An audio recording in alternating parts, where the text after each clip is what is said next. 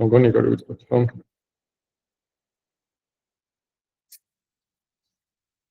ოკეი, მოკლედ დღევანდელ დღეს ჩვენი სასაუბრო თემა იქნება წრფივი რეგრესია. როგორც იქნება, მოკლედ პრერეკვიზიტების ნაწილი დავფარეთ, ასე თუ ისე და ვფიქრობ, რომ მზად ვართ, რომ წრფივ რეგრესიაზე გადავიდეთ.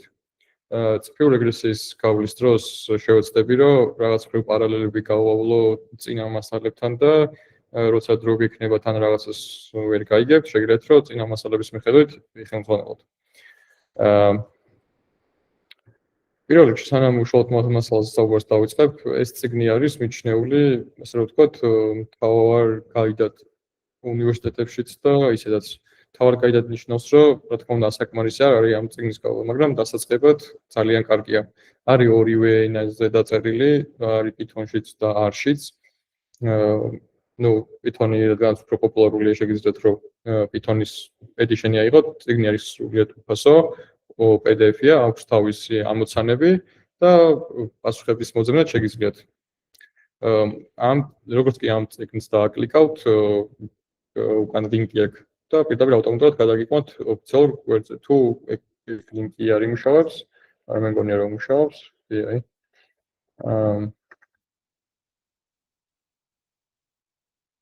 მაგათ ლინკი არის და შეგიძლიათ რომ გადახვიდეთ და ნახოთ ეს კონკრეტული წიგნი, რომელიც სრულიად უფასო. ასევე აქვს YouTube ვერსიაც, სადაც ამ წიგნის ავტორები უშუალოდ განიხილავენ თითო chapters და შეგიძლიათ რომ დამატებითად უშუალოდ ავტორებისგან გაიგოთ კონკრეტული საკითხი. მაგრამ შევეცდები რომ აქ ამ ნაწილში სრულად დავფაროთ წრფივი რეგრესიის ნაწილი. ზოგადად ეს არის მთელი მანქანური სწავლების არქიტექტურული სქემა, როგორ არის ალგორითმები დაყოფილი თავისი მახასიათებლებით. აი მაგათი თუ ადამიანები იყოფიან რაღაც გარკვეული ნიშნით, გენდერით, საცხოვრებელი ადგილით და ასე შემდეგ, მსგავსად არის მანქანურ სწავლებაშიც. ყველაზე დიდი ჯგუფი არის supervised და unsupervised ჯგუფი და self-supervised ჯგუფიც. Unsupervised ნიშნავს, რომ უშუალოდ ალგორითმს აძლევ მონაცემებს და არ გაქვს target variable, ანუ რას ეძებ ეგ არ იცის. უბრალოდ ეუბნები, რომ აჰა, ეს არის ჩემი მონაცემები და იცოდე, რომ ამ მონაცემებში რაღაც გარკვეული ჯგუფი იყო, ან რაღაც გარკვეული პატერნები. ყველაზე პოპულარული არის ხოლმე კლასტერიზაციის ამოცანები. აი მაგათად, როცა ყავს რაღაც მომხმარებლების ჯგუფი, ან ადამიანების ჯგუფი და გინდა, რომ კონკრეტულ მონაცემებზე დაყრდნობით კლასტერი იყოს.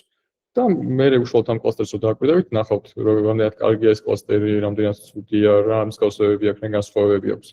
ამ ნაწილზე უშუალოდ რაღაც სილაბუსის მიხედვით რამდენიმე ლექციის მერე მიხვალთ. მეორე ნაწილი არის supervised learning. Supervised learning ნიშნავს, როცა უშუალოდ იცი რა არის შენი target variable, target variable ნიშნავს საძიებო ცვლადი რა არის. და კონკრეტული მონაცემების მიხედვით ვცდილობ, რომ ეს კონკრეტული target-ი გამოიცნო. ეს supervised learning იყოფა ორ ნაწილად. გვაქვს კლასიფიკაციის და რეგრესიის ამოცანები. ახლა რომ გადავახვიოთ უკან და დავუბრუნდეთ ჩვენი სტატისტიკის და ალბათობის ლექციების მხარეს, კლასიფიკაციას და რეგრესიას უწოდებთ იმის მიხედვით, თუ როგორი დისტრიბუცია აქვს target variables. თუ გვაქვს დისკრეტული, რომელიც არის წყვეტილი, მას შემთხვევაში ვიღებთ კლასიფიკაციის ამოცანებს, თუ გვაქვს უწყვეტი, მას შემთხვევაში გვაქვს რეგრესული ამოცანები. ანუ თუ გვაქვს target variable-ს დავაკვირდებით და შევხედავთ, ეს target variable უწყვეტია თუ წყვეტილი. თუ დისკრეტულია, ამ შემთხვევაში მე უკვე დავიყენებთ კლასიფიკაციის ალგორითმებს, რომელსაც თავისი სპეციფიკები გააჩნია, აბსოლუტურად სხვანაირი მიდგომები, თუნდაც ტრენინგის ნაწილში, თუნდაც შეფასების ნაწილში, ხოლო თუ არის უწყვეტი, ანუ continuous, ამ შემთხვევაში ვიყენებთ რეგრესულ მოდელებს, რომელსაც რაღაც თავისი სპეციფიკური მახასიათებლები აქვს. ეს არის big picture. არ ცადოთ რომ ეს დაიზეპიროთ, არაფერში საჭირო არ არის, იმიტომ რომ დრო და დრო რაც უფრო ფრის ბოლოს ან როცა მორჩებით ამ კურსის გავლას, ავტომატურად ეს კუთხეები ყველაფერი დაიფარება და თქვენ გესწრებათ სად რა ხდება თვითონ სექციაში. და ახლა უშუალოდ გადავიდეთ რატო გახდა საჭირო ზოგადად სტატისტიკა დიდი ხანი არსებობს, როგორც წინაზე ვისაუბრეთ, გვაქვს იქ თავისი შეფასებები, ვიცით რაღაც data-ის განაწილებები, ასევე მათემატიკაც ვიცით და რაღაც რატომაც მოდიან და გვეუბნებიან, რომ მოდი ახლა კიდე უნდა დავფიქრდეთ და ვიმშილოთ რაც სხვა კონცეფციებზე. აქ ნუ თავარი და ყველაზე მარტივი ახსნა რაც აქვს არის ის, რომ თუ რაღაც მათემატიკაში სწავლობდით, რომ გქონდა ესეთი ფუნქცია y უდრის რაღაც fx და ვიცოდით კონკრეტული x-ი, თქვათ რადგანაც ორი წერტილია საკმარის მოკლედ წრფის და ფიქსირებად თქვათ ეს წერტილი და ეს წერტილი ვიცით, შეგვიძლია რომ გავავლოთ ეს წრფე და უკვე ყველანაირი ინფორმაცია ვიცით კონკრეტული x-ისთვის, y-ის მნიშვნელობა რა იქნება. მაგრამ რადგანაც ჩვენ ვსაუბრობთ გამოყენებადობაზე და რატომაც არის ზოგადად ეს მანქანური სწავლება ძალიან პრაქტიკული გამოყენებადობის მხრივ არის ის, რომ სამყაროში ესე მხოლოდ x-ზე ერთ მახასიათებლებზე დამოკიდებული თითქმის დანიშნული რაღაც ნახოთ. Ძირითადად არის ხოლმე მრავალი ფაქტორი განაპირობებს y-ის ხასიათს. ანუ ამ შემთხვევაში ამ გრაფიკს გულისხმობ. მაგალითად თუ გინდათ რომ რაღაც გაიგოთ ადამიანის წონა, რაღაც მარტო სიმაღლე, ან თუნდაც სიმაღლის გაგება გინდათ, მარტო წონის პარამეტრი საკმარის არ არის, ხო? იქ აუცილებელია რომ იცოდეთ მაგალითად რა არის მისი ასაკი, რა არის მისი სქესი, ასევე რაღაც როგორი გენეტიკური მახასიათებლები აქვს და ასე შემდეგ. იმიტომ რომ რაღაც ადამიანები ბევრი ნიშნით განსხვავდებიან. შესაბამისად, აქ უკვე 1x-ი რა გვაქვს და გვაქვს უკვე მრავალგანზომილებიანი სამყარო. რაც რაღაც ეს ერთი წრფის გავლებით ძალიან რთულია ზუსტად შევაფასოთ y-ის ფუნქცია. როგორც უკვე ვახსენებთ, დავიწყებთ ახლა ჩვენ საუბარს წრფივი რეგრესიიდან, წრფივი რეგრესიის მარტივ ფორმას დავხარავთ და მე შევეცდებით, რომ ეს წრფივი რეგრესია გავართულოთ დრო და დრო. თქვათ გვაქვს ესეთი მონაცემები, ვიცით, აქ წერია ადამიანების სიმაღლე, აქ წერია ამ ადამიანების წონა. მონაცემებს რო აკვირდებით, აი ესეთი სურათი მოგცეს. რა ინფორმაციის გამოტანა შეგიძლიათ სანამ ნებისმიერ რამეზე დავიწყებთ საუბარს, აი რაც სტატისტიკაში გავიარეთ და ალბათობაში. შეგიძლიათ ვინმე თქვათ. აი ეს მონაცემები რა რის თქმის საშუალებას გაწევთ. რაც უფრო მაღალი ადამიანი, მით უფრო მაღალი წონა აქვს. კიდევ ხო, მაგ პატერნ, ანუ მაგას რა ერქვა, ანუ როცა აი ეგზიანდება რა თქვი ორ variables შორის კავშირი როგორც დაახასიათე. მაგ ყველაფერს რა ერქვა, ან თუ მიკომენტარებთ მე ვერ ვხედავ. მოიცა.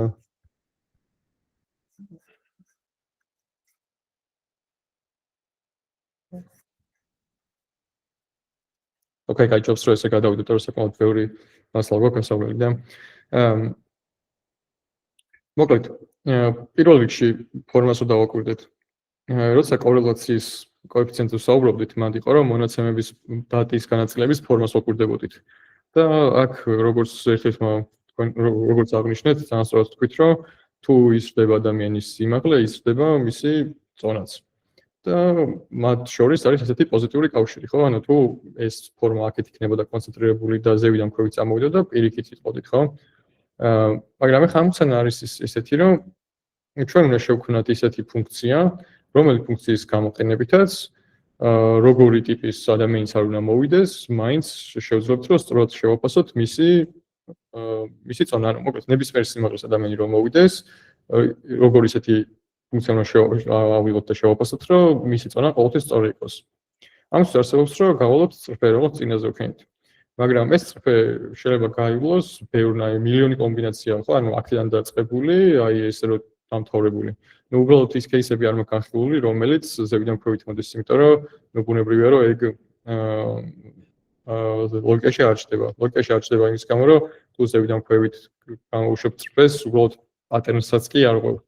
შესაბამისად, ეგ ვერ იქნება კარგი ფუნქცია ამ ორ შორის ურთიერთობის შესაძლებლად. და ნუ მოკლედ ვთქვათ, ეს ყველაზე ისეთი მარტივად გასავლები წრფი არის, ხო, ეს პირველი, მეორე, მესამე, ხო? რაღაც ეს წრფე რაღაც კარგად ფარავს, მაგრამ ეს უფრო კარგად ფარავს თუ ამ წერტილს შეხედავ, ხო და ამას გაფანტულობიდან გამომდინარე.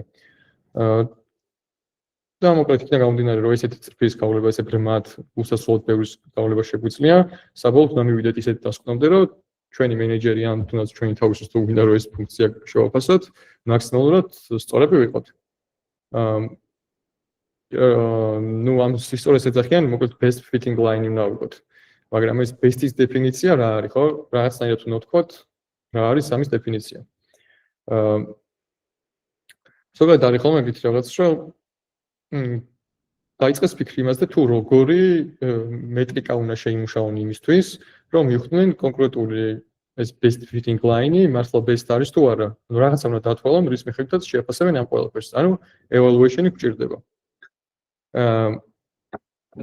ეხლა სანამ evaluation-ზე გადავალთ და აზრს გავიგებთ რა არის ამ evaluation-ის კარგი და ყველაზე კარგი evaluation-ი რომელია კონკრეტული მონაცემებისთვის, შეგვიძლია რაღაც უფრო მათემატიკურად გადავიტანოთ ეს ყველანაირი ცოდნა, რაც ზევით აღვნიშნეთ.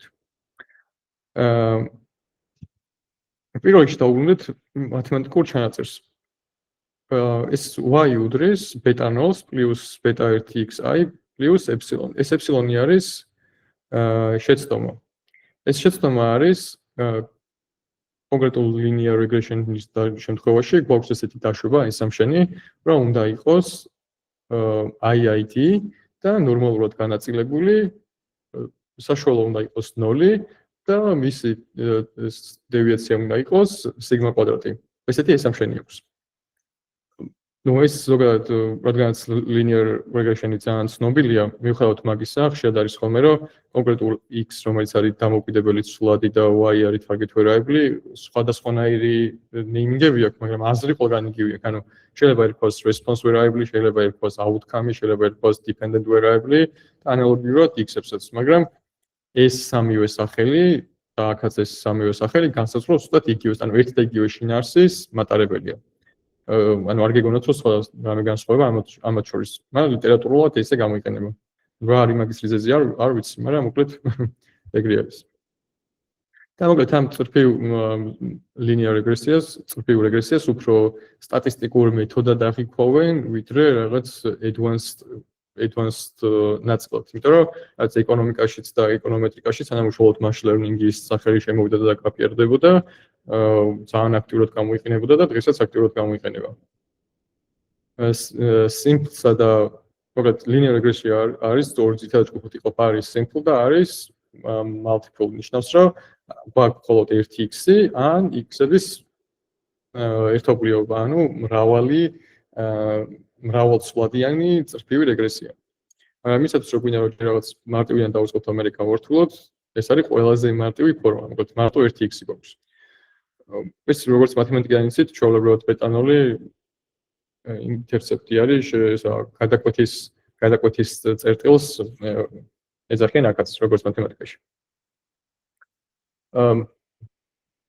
ეხლა როგორც გითხარით, მოკლედ ამ ყველაფრის მათემატიკური ჩაწერა ამიტომ იყო საჭირო, რომ შევაფასოთ ყველაზე კარგი fitting line-ი როგორ ვქნათ და fitting line-ის შეფასება არის, რომ შეცდომიდან უნდა გამოვიდეთ. ყველაზე მთავარი გამორჩა, რომ რატო არის ეს შეცდომა მნიშვნელოვანი კომპონენტი, იმიტომ რომ ზოგჯერ წერია ხოლმე ეს ფორმულა შეცდომის გარეშე, მაგრამ ეს უფრო სწორი ჩანაწერი არის. და ისედაც იგულისხმება თუ არ წერია. და რას ნიშნავს, რომ მაგალითად როცა გვინდა ადამიანის წონის გაგება სიმაღლის მიხედვით, ჩვენ ყოველთვის ვიცით, რომ სამყაროში წონასა და სიმაღლეს შორის რო ზუსტი კავშირი გაიგო და ყველაზე კარგი ლაინი გაავლო, მაგის საჭირო არის სხვა დამატებითი ინფორმაციებიც იცოდე. მაგრამ ის გამო რომ ჩვენ რაღაც შეზღუდული რესურსები გვაქვს, დრო და ასე შემდეგ, გვიჭირს ყველანაირი ინფორმაციის შეგროვება ადამიანზე. შესაბამისად, ეგ ყველანაირი ინფორმაცია ჩათვალეთ, რომ გათვალისწინებული არის აი ამ შეცდომაში. ეს epsilon-ი აღნიშნავს ყველა იმ ინფორმაციას, რომელიც ვერ გავითვალისწინეთ მოდელში. კითხვები გაქვთ? დიახ. ანუ ეს epsilon-ი არის აი margin of error-ი, აი შეცდომის მარჯინი თუ როგორ არის? არა, margin of error-ი ის სხვა კონცეფცია იყო. როგორ? მაგრამ მოკლედ ეს არის კითხვით რა. აი იმისთვის რომ ზუსტი target ეს y-ი მიიღო, რაც არის ჩვენი target variable-ი. ეს აინიშნავს, რომ კონკრეტული რიცხვისთვის. ამისთვის ეს ფორმულა არის საჭირო beta 0 plus beta 1 x1 კონკრეტული x-ისთვის, მაგრამ ეს ყოველთვის საკმარისი არ არის იმისთვის, რომ y-აი შეაფასო. ამისთვის გჭირდება, რომ აქ ეწეროს კიდე დამატებითი ფიჩერები, ანუ beta 2 xi და ასე შემდეგ და ასე შემდეგ. ძალიან ბევრი რაღაც. მაგრამ იმის გამო რომ ვიძახით, რომ სამყაროში რაღაც გარკვეული შეზღუდვები გვაქვს და არ გვაქვს საკმარისი ინფორმაცია, ამიტომ ყველანაირი ის ინფორმაცია X-ების ჩათვლით, რომელიც ვერ მოვიძიეთ ან არ გვაქვს, ყველაფერი არის თავმოყრილი ამ ეფსილონში, ანუ შეცდომაში. და ჩვენი მუღამიც ეგ არის ხა და მაგას განახებთ, რომ მოკლედ ამ ერორის შეფასებას ვცდილობთ. და ეს ეფსილონი რაღაც ფიქსირებული რიცხვი გამოდის მაშინ? ფიქსირებული რიცხვი არ არის.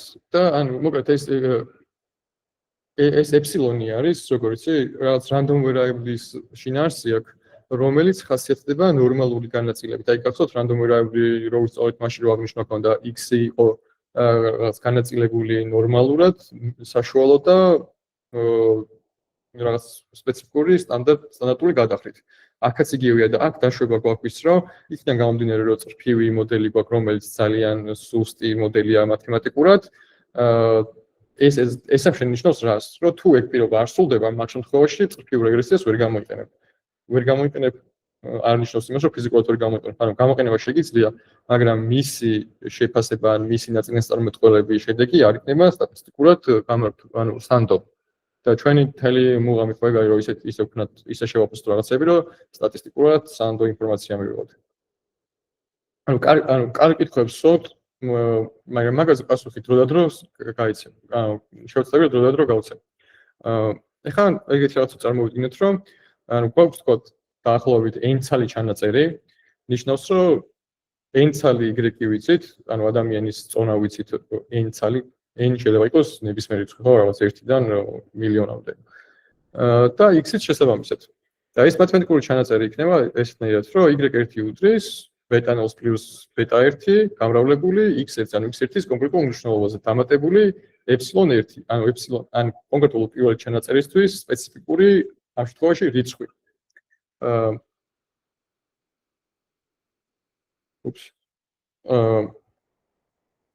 რაღაც სლაიდი აკლია, მაგრამ ოკეი.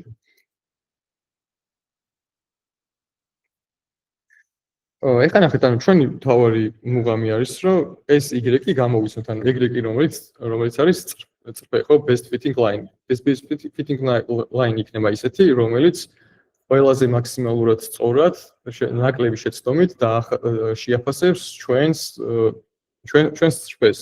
და მოკლედ მაგ წრფეს დავარქვათ residual sum of squares. და ეს residual sum of square არის ეგეთი რაღაც, რომ აი აქ როგორც ჩანდა, რომ ამ წერტილებიდან რო ავიღოთ და აქ დავუშვოთ მანძილები გავზომოთ და ამ მანძილების კვადრატების ჯამი. მოკლედ რო წაიკითხავთ ლიტერატურას იქ არის ხოლმე, რომ ხშირად არის დაშვება ეგეთი, რომ რა ვერსიები არსებობს იმისთვის, რომ გაიგო დაშორება აი ამ კონკრეტულ წერტილსა და ამ ხაზს შორის. და მოკლედ ვერსიები არის ესეთი, რომ ჩვენ შეგვიძლია დავთვალოთ აბსოლუტური მნიშვნელობები, აბსოლუტური, იმიტომ რომ ეს წერტილები ხო სიმეტრიული, ანუ აქითაც არის და აქითაც არის. ნუ ამ შემთხვევაში არ გულისხმობ.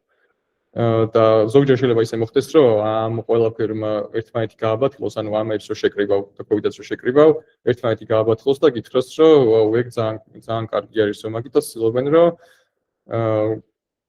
აიღონ ისეთი სიდიდე, რომელიც ამ ერთი რო ძალიან დიდ შორს თუ არის წერტილი მოკლედ იმის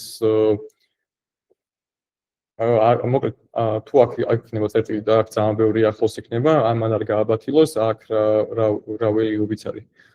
და ერთ-ერთი ყველაზე პოპულარული არის, რომ დავთვალოთ residual sum of squares, რაც არის სხვაობებს შორის კვადრატი. მოკლედ, ეხლა ვთქვათ ეგეთი ტერმინოლოგია. ეს y უდიანით აღინიშნება prediction-ი, ანუ y თუ არის true, ანუ რეალური მნიშვნელობა, რაც ჩვენ გვაქვს, y ედიანით არის რაღაც ტესტ ან რაღაც ჯერ ან შეფასება რაღაცის estimation, ანუ რაღაცის შეფასება არის. და როცა დაინახავთ ამ კუთიანს, ეს არ არის true მნიშვნელობა. თუ კუდის გარეშე არის, ეგ არის მისი ნამდვილი მნიშვნელობა. და ჩვენი ამოცანა არის მოკლედ, რომ ეს შეცდომები, რაც შეიძლება პატარა იყოს და შეცდომა მათემატიკურად არის რა, რომ ანუ რეალურსა და ჩვენს შეფასებას შორის სხვაობა უნდა იყოს მინიმალური. და ეხლა რას გულისხმობ? თქვათ ეს ხაზი არის ჭეშმარიტება რა, ყველანაირი მონაცემები შევაგროვოთ, რაც სოფლიოში არ არსებობს არც ერთი ადამიანი, რომელიც დათვლილი და შეფასებული არ ყავს და მაგასაც გავავლებდით. თუ თქვათ ეს იასამნისფერი ხაზი არის ეგ მნიშვნელობა, ანუ უეჭველი სწორი. რადგანაც ახლა კონკრეტულად ლიმიტირებული მონაცემები გვაქვს და რაღაც predictions შეფასებას ვწვდით, ვთქვათ, აი ეს ხაზი არის ეგეთი. და ეს ხაზი თუ არასრულ ინფორმაციაზე დატრენინგებული ან შეფასებული არის, მაგას ეწოდება Y ქუდიანი. და მოკლედ ჩვენი მთელი ამოცანა დადის იმაზე, რომ ანუ ეს შეცდომა, რაც არის სხვაობა ამ ორს შორის, ეგ იყოს რაც შეიძლება ახლოს 0-თან. ეს დეფინიციიდან გამომდინარე residual sum of square არის, რომ თითოეული წერტილისთვის უნდა დავთვალოთ რეზიდუალები და ეგენ უნდა მაგათ კვადრატები უნდა ავჭამოთ. და ანუ ჯამშობლით ეგეთ რაღაცას ვიღებთ, რომ y, ანუ ეს y ეს epsilon ანუ epsilon-ი არის მთელი დიდი random variable, როგორც ვთქვათ, დიდი x რაც იყო. და epsilon-ის პატარა ვერსია არის i1, i2 და ასე შემდეგ. ეს რომ მათემატიკურად ჩავწეროთ იგივენაირად არის, რომ y1-ს უნდა გამოვაკლოთ y ქუდიანი ერთიანი. აი აქ რო ჩასვათ. ეგ იქნება, რომ y1-ს გამოკლებული β0 ყოველთვის ერთი და იგივეა, β1 x1. მე აქაც იგივენაირად y2 β2 x2. მოკლედ, სადაც i-ს დაინახავთ, ეგ აინიშნავს, რომ ეგ იცვლება თითოეული დაკვირვების წერტილისთვის. და თუ ესეთი მყარი ინდექსი აქვს, ანუ კონკრეტული რიცხვი აქვს, ეგ ფიქსირებულია. მაგით არის, რომ ყველგან β0 და β1 უცვლელია. ეს β0 და β1 არის ის, მოკლედ, რის შეფასებასაც ვცდილობთ. თუ ამ კონკრეტულ და რადგანაც გვინდა, რომ ჩვენი ამოცანა არის, რომ ეს residual sum of square უნდა იყოს მინიმალური, მათემატიკის გამოყენებით ჩვენ გვინდა, რომ ეს ფუნქცია დავიყვანოთ 0-ზე. მინიმიზაციის ამოცანა უნდა ამოვხსნათ. მინიმიზაციის ამოცანიდან გამომდინარე, უნდა ვიყოთ ამ ფუნქციის წარმოებული და ამ წარმოებულის დახმარებით შევეცდებით, რომ ვნახოთ რა არის მინიმალური და მინიმალურს ამოვხსნა ნიშნავს, რომ უნდა იყოს ნულოვანი. თუ ამ ყველაფერს გაამარტივებთ მათემატიკურად და მე გააწარმოებთ, ჯამში მივიღებთ ეგეთ რაღაცას, რომ β1 უდრის აი ამ გამოსახულებას და β0 უდრის ამ გამოსახულებას. ესენი რას ნიშნავს და როგორ არის, ამას ქვედა სლაიდებში გავუვლით. მოკლედ ეს არაფერს რთულობას არ წარმოადგენს, ამის დეტალურ derivation-საც ავტორთავ. და მოკლედ ძალიან მარტივია რა, უბრალოდ რო დაწეროთ და წარმოებულს მიყვეთ. მოიცა წარმოებული ხო იცით რაც არის თუ არა? დიახ. კი, ლექციაზე გავიგე. ხო, მშვენიერი, მით უმეტეს ხო. ეგ არაფერ პრობლემას არ წარმოადგენს. ეხლა ეს ყველაფერი რო გადმოვიტანოთ უფრო ვიზუალიზაცია რომ ვიცით და უფრო გასაგები რო იყოს, სინამდვილეში ჩვენ რა გავაკეთეთ ხო? ანუ ავიღეთ ეს თითოეული წერტილი და ამ ჩვენ ხაზთან მიმართებაში დავთვალეთ აი ამ დაშორებას შორის მანძილების კვადრატები დავთვალეთ. მეტი არაფერი არ გავაკეთებია.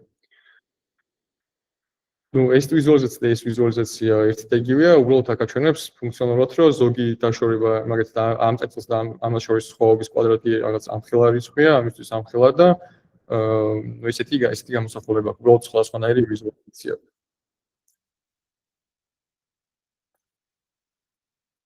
და წარმოებულის ნაწილს რო დაუბრუნოთ კიდევ ერთხელ გეომეტრიულად რო შევაფასოთ, ესეთი ფუნქცია გამოდის.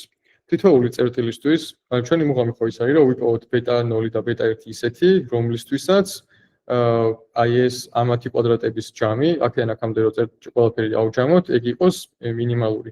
შესაბამისად, მაგას რო გავყვეთ, თითოეულ თქვათ ვიღებთ რანდომზე β0-ს და β1-ს და ვსვათ ფუნქციაში.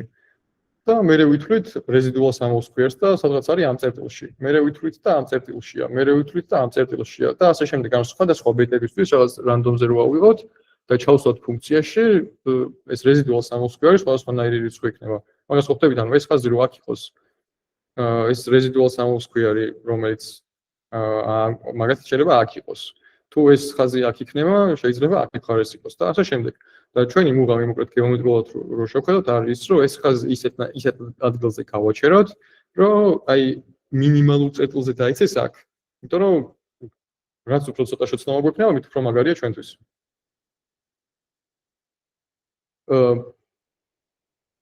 ახლა ეს ყველაფერი რაც თქვი, მატრიცული ფორმით ჩაწერას ძალიან დიდი პლუსი აქვს და აგიხსნით რატო და ისედაც წიგნსაც რო წაიკითხავთ, ყველგან მატრიცული ფორმით არის, მინდა რომ მეჩვენებინა. ჩვეულებრივი ანუ არაფერი განსხვავებული არ არის, უბრალოდ ერთი მატრიცის შინაარსიდან გამომდინარე ორი მატრიცის გადამრავლება როგორც ხდება, მაგის გამო ეს ბეტა 0 და ბეტა 1 არის კოეფიციენტებად ესე გამოტანილი, ანუ მარჯვენა მხარეს არის ცირად ხალხს ეგ აბნევს ხოლმე რომ რადგანაც ბეტა 0 და ბეტა 1 მარცხნივ აქითავ წერია, მაგრამ სიმდროში მატრიცის გამრავლების პირობიდან არის რომ აი ეს უნდა გადავმრავლოთ, აი ეს და ანუ რადგანაც მისი გამრავლების პრინციპი შესაბამისად ეგრე არის, სხვაერთ ამ ფორმას ვერ მიიღებთ. ეს მატრიცა რო დავშალოთ, მოკლედ ეს მატრიცაა ჩვეულებრივად.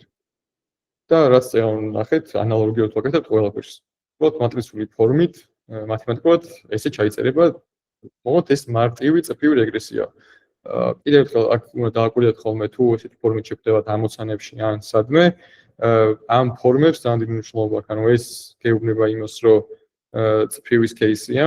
ზოგადად შეიძლება ისეთი кейსი გქონდეთ, რომ ბეტა 0 საერთოდ არ გქონდეთ, ანუ გადაკვეთა არ არსებობდეს, წრფესთან, ეგ ნიშნავს, რომ ბეტა 0 კი არ არსებობს, რეალურად 0-ის ტოლი არის. და უბრალოდ ამის გარეშე იქნება. და აქაც ერთის ნაცვლად უბრალოდ მარტო x1-ები იქნება. შესაბამისად, აქაც მისი მატრიცული ფორმის დიმენჟენები შეიძლება, ეს როგორც ციკავლილი გაქვთ და მოკლედ ამ გადამრავლების წესებზე ბევრ დროს არ დაგაკარგვინებთ. აქაც როგორც აღნიშნე არის ის, რომ რადგანაც რეზიდუალს ვეძებთ, რეზიდუალის ჩანაწერი იგივენაირად არის აქაც და მისი კვადრატის წესიდან გამომდინარე უნდა გადავამრავლოთ ერთმანეთზე, რომ მივიღოთ მისი მინიმიზაცია.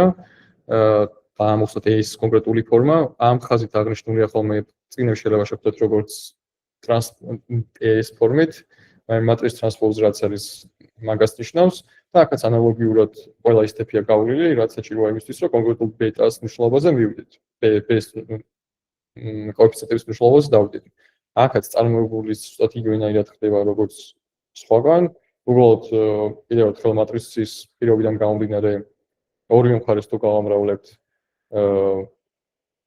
კონკრეტულ აი ამ ჩანაწერზე, მე უბრალოდ ამ ჩანაწერზე ეს გახდება identity matrix-ა, რაც ერთი სტორია და მაგის გამო ბერჩება და პირდაპირ ბეუდრის ამას.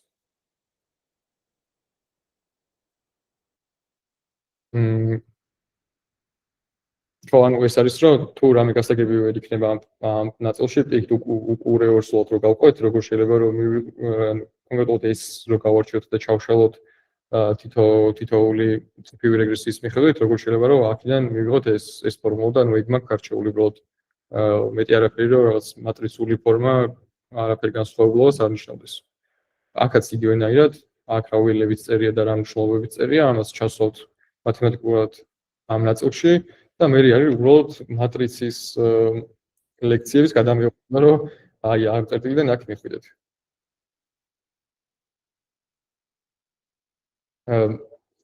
კითხვები თუ გაქვთ რამე სანამ მას მე მაქვს ერთი კითხვა. ოკეი, აბა.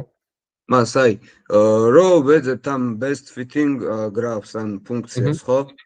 ამ ერთებს რეორებს ეს რო კვადრატებს რო ვაჯამებ და მაგათი მინიმალური მნიშვნელობა ხო გვინდა, რო დავიტოვოთ, რომ ეს best fitting-ი ვიპოვოთ და მოდულების ჯამის მინიმალური მნიშვნელობა რო ვიპოვოთ, აი ძალიან კაი კითხვა, ეგეც არის ხოლმე ხშირად.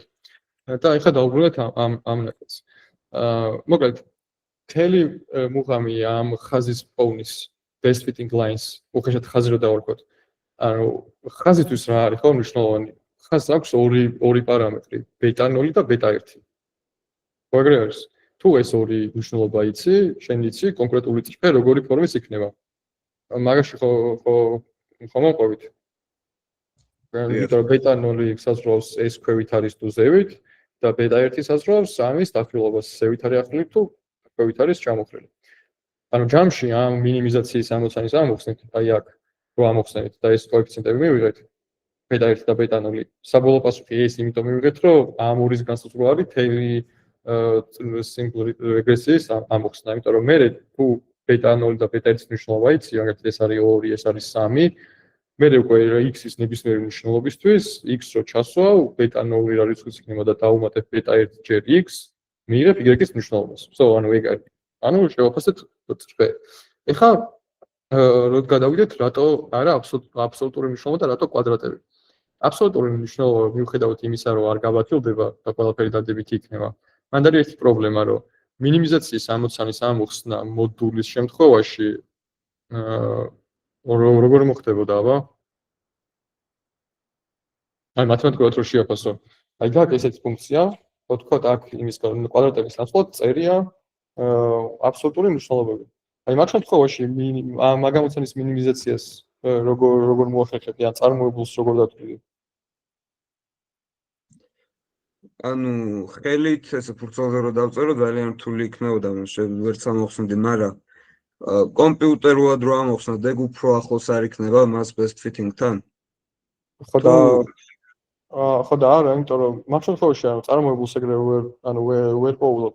თან ის კვადრატულობიდან გამომდინარე, ეს residual სამოსკვიარი გაძლევს იმის საშუალებას, რომ ეს არის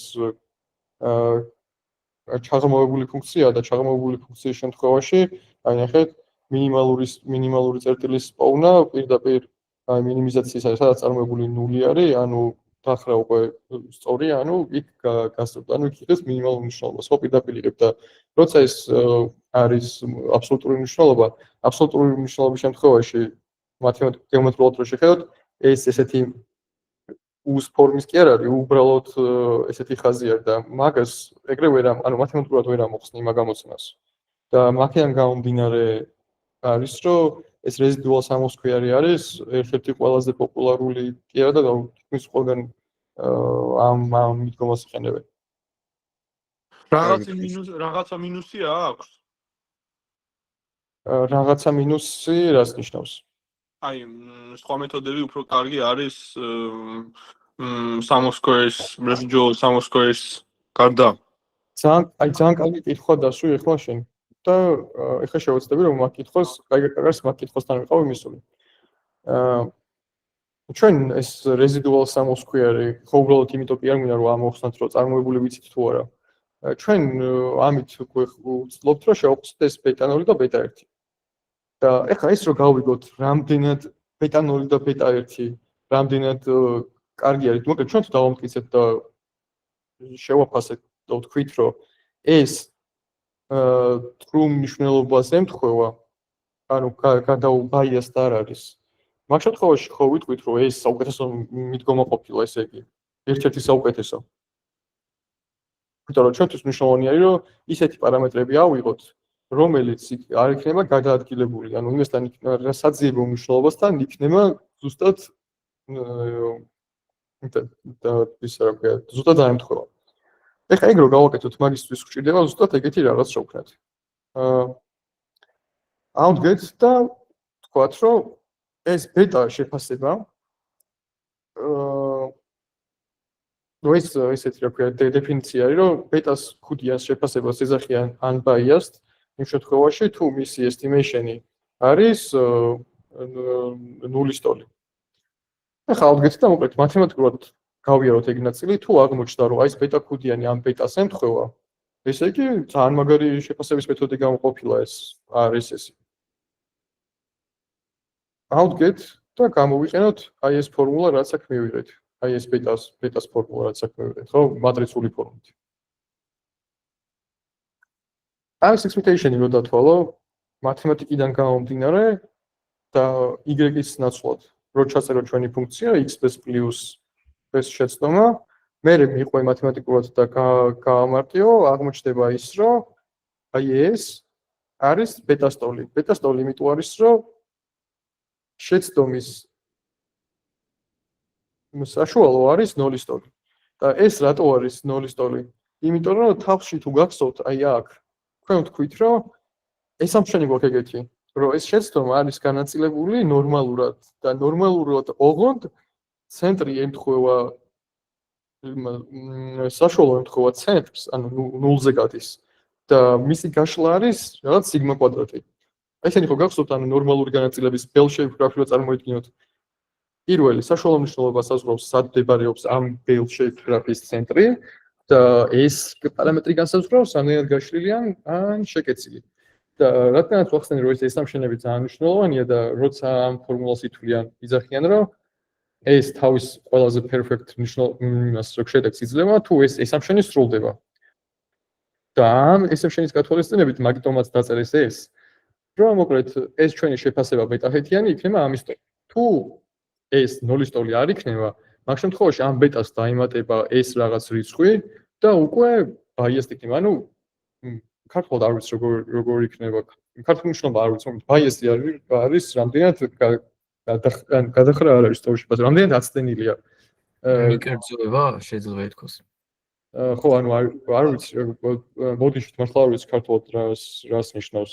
მაგრამ მოკლედ ხვევით ალგორითმებში რაღაც კონკრეტულ кейსებზე უფრო მიხვდებით რას ნიშნავს. უბრალოდ ისედეთ რომ ანუ მათემატიკურად მიხვდეთ აზრს. და ანალოგიურად არის რომ მე ასევე ვაფასებთ მის ვარიაციას. ნუ ერთი რომ მისი expected value რო შევაფასეთ მიხვდით რომ ერთმანეთს დაემთხვა, მაგრამ ასევე მნიშვნელოვანი არის ვარიაცია. იმიტომ რომ ერთია რომ საშუალოდ ემთხვევა მაგას ნიშნავს expectation-ის დათვლა, მაგრამ ბეტა კუდიანი ბეტას ემთხვევა. მაგრამ ვარიაცია არის რომ რამდენად გაფანტული არის, რამდენად გაშლილია. და იგივენაირად მათემატიკურ დერივაციას რო გავყვეთ, ანუ აქ ძალიან მისი არის რა ქვია, არაფერი განსაკუთრებული არ წერია, მართლა შეიძლება თავიდან დაივნეთ, მაგრამ line by line რო გავყვეთ, ამ თითოეულ წაკითხვა მოკლედ არაფერს არ მოგწევს ახლა წავიკითხოთ, მაგრამ რომ ძალიან ინტუიციურია რა, ჩვეულებრივად მატრიცული გადამრავლების ფორმულის შინაარს არ ცდება. და ნუ ჯამში მიიღებთ აი ამ გამოსახულებას. და ეხლა რა გამოვიდა რომ ჩვენი დაშვების მიხედვით თუ y განაწილებული არის მოკლედ ნორმალურად ჩვენ შეგვიძლია ვთქვათ რომ მოკლედ ეს არის unbiased, ანუ გადაუადგილებელი შეფასება და მისი ვარიაცია გამოისახება მსგავსი ფორმით. ეხლა მათემატიკურად რო პრაქტიკაში წავიდეთ და ცოტა უფრო ძლიერი იყოს ეს ყველაფერი, ამოვხსნათ კონკრეტული кейსისთვის. ანუ რო წარმოიდგინეთ რომ Excel-ის ფაილი გაქვს, სადაც წერია y-ის მნიშვნელობა, ეს არის რა იყოს ეს წონა უფრო ლოგიკური. ხო აქ თქვა წონა წერია, აქ სიმაღლეები წერია. და აქ გვაქვს სამი ვერაებლი ბეტა 0, ბეტა 1, ბეტა 2. აი ანალოგიურად რო შეხედოთ, ანუ ესე როუებად რო გაყოთ, როგორც წინაზე გავიარეთ, ეს მიიღებს ესეთ ფორმას. ჩვენ ბეტა ფორმულაში რო ჩავსვათ, რომელსაც ამის სახე ქონდა, x-ები ხო ვიცით რაც არის, აი აქედან რო x-ები აიღოთ. ეს x-ები ჯერ ტრანსფორმირებული რო გაამრავლოთ ისევ თავის თავზე, არის ამ ფორმის, ანუ აქ წერია ეგ, მერე რო გაამრავლოთ x-ის ტრანსფორმირება y-ზე, წერია ამ ფორმაში. და საბოლოოდ მიიღებთ ამ რიცხვს, ანუ პირდაპირ იმ ბეტა ფორმულაში ჩასმით, აი ამ რიცხვების პირდაპირ ხსნით რა არის ბეტა 0, ბეტა 1, ბეტა 2-ის მნიშვნელობა. ნუ აქ ეხლა ცუდი მაგალითია, იმიტომ რომ ეს არის multi variable case, იმიტომ რომ ამ შემთხვევაში მარტო ერთი ბეტა 1 უნდა იყოს. მაგრამ ნუ ოკეია რა. ეხლა რაც ახსენეთ რომ მოკლედ როცა გვაქვს ეს რეგრესიის მოდელები, მარტო ერთი შეფასების მეთოდი არსებობს თუ კიდე არსებობს რაღაცები, რითაც ვცეხით რომ ეს ჩვენი ფაზი იდეალურად არის გავლებული. ზოგადად ჩემი გამოცდილებით აკადემიურ სამყაროდან რეალურ გამოცდილებით და ბიზნესურად ყველა ბიზნეს თავის დამახასიათებელი кейსები აქვს. ანუ რამხელა შეცდომა უღირს თითო ბიზნესს, მაგაზია დამოკიდებული რომელ მეტრიკას აიღებ. თუმცა აკადემიურ სამყაროში განსაკუთრებით ოლიმპიადაზე ალბათ ყველანაირი შეხვდებათ და ისედაც უნდა იცოდეთ. მაგრამ ყველაზე ცნობილი არის ხოლმე მაინც ეს mean square error-ი, ეს mean absolute error-იც ასე თუ ისე ცნობილია. R square-ი თლად adjust ან თლად კარგი არ არის და მაგიტო არის adjust-ით R square-ი. ზოგადად R square-ს არ ვიცი სად მიყენებენ თუ არა. და მაგასაც გავუვლით რატო არის არასწორი, მაგრამ ნუ მოკლედ ეს არის ცნობილი evaluation მეტრიკები. აქვე მინდა გაგაფრთხილოთ, რომ როცა ამ ხაზს აფასებთ, ეს არის რეგრესია, ანუ target variable არის continuously და შესაბამისად ეს evaluation-ის მეტრიკებიც, შეფასების მეტრიკებიც რეგრესიისთვის არის განსხვავებული.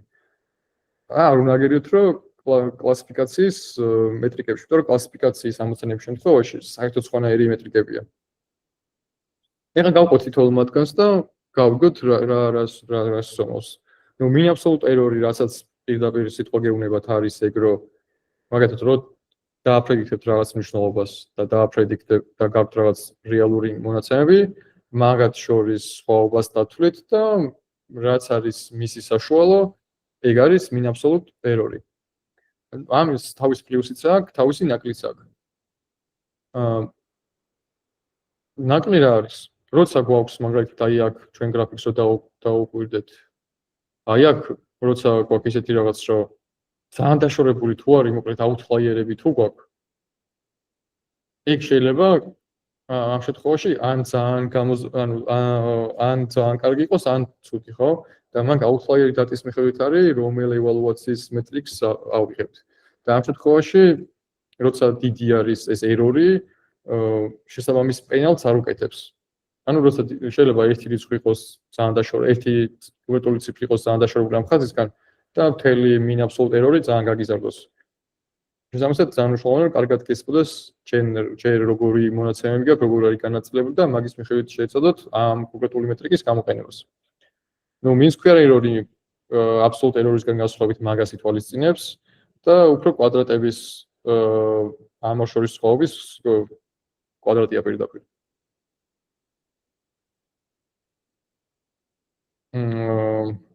ნუ min square errors თუ უბრალოდ ფესვს ამოიღებთ, ამ შემთხვევაში მიიღებთ root min square errors. თქვენი აზრით რატო ამოიღეს ფესვი, ანუ რა საჭიროება გახდა თუ min square error-ი გვაქვს ფესვს ამოღებით, რა შეიძლება თქვენი აზრით? რატო შეიძლება რომ ეს მეტრიკა კარგი იყოს ან გამოსადეგი? სტანდარტ დევიაციას გავს. სტანდარტ დევიაციას თუ გავს, სტანდარტ დევიაციის მუღამი თუ შინაარსი რა არის?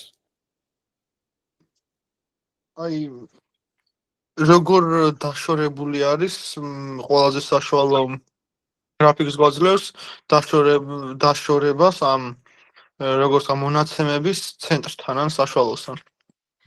როგორ მონაწილეობა რამდენად გაფანტულობას გვიჩვენებს. ხო და ნახე, გაფანტულობას რო გიჩვენებს, იქაც ფესვის ამოღება რას ნიშნავდა, რომ უფრო მაგ გაფანტულობას უფრო გაზრდებულად არ უყურებდი. ანუ აქაც ხო ეგრე არის, რომ თუ ორი წერტილი ძალიან დაშორებულია ერთმანეთთან და კვადრატში აიყვან მაგათ შორის მანძილს, ეგ მანძილი კიდევ უფრო გაიზრდება. და ეგ ერთგვარად მაგათ შეცდომის საშუალებას მოგცემს. და ფესვის ამოღებით ეგ ნაწილი უფრო შერბილებული ხდება, უფრო მეტ იმას უკეთებს. penalty-ს უკეთებს უფრო მეტად. ნიშნულობა რომ 0-სა და 1 შორის იყოს მას, მაშინ ხო გაიზრდება. როგორ? ნიშნულობა რომ იყოს 0-სა და 1 შორის და მაგრის მხრიდან რო ამოვიღოთ ფესვი, ხო პირიქით გაიზრდება. ხო, მაგრამ ნახე, ანუ შენი მუღამი რა არის, ნახე?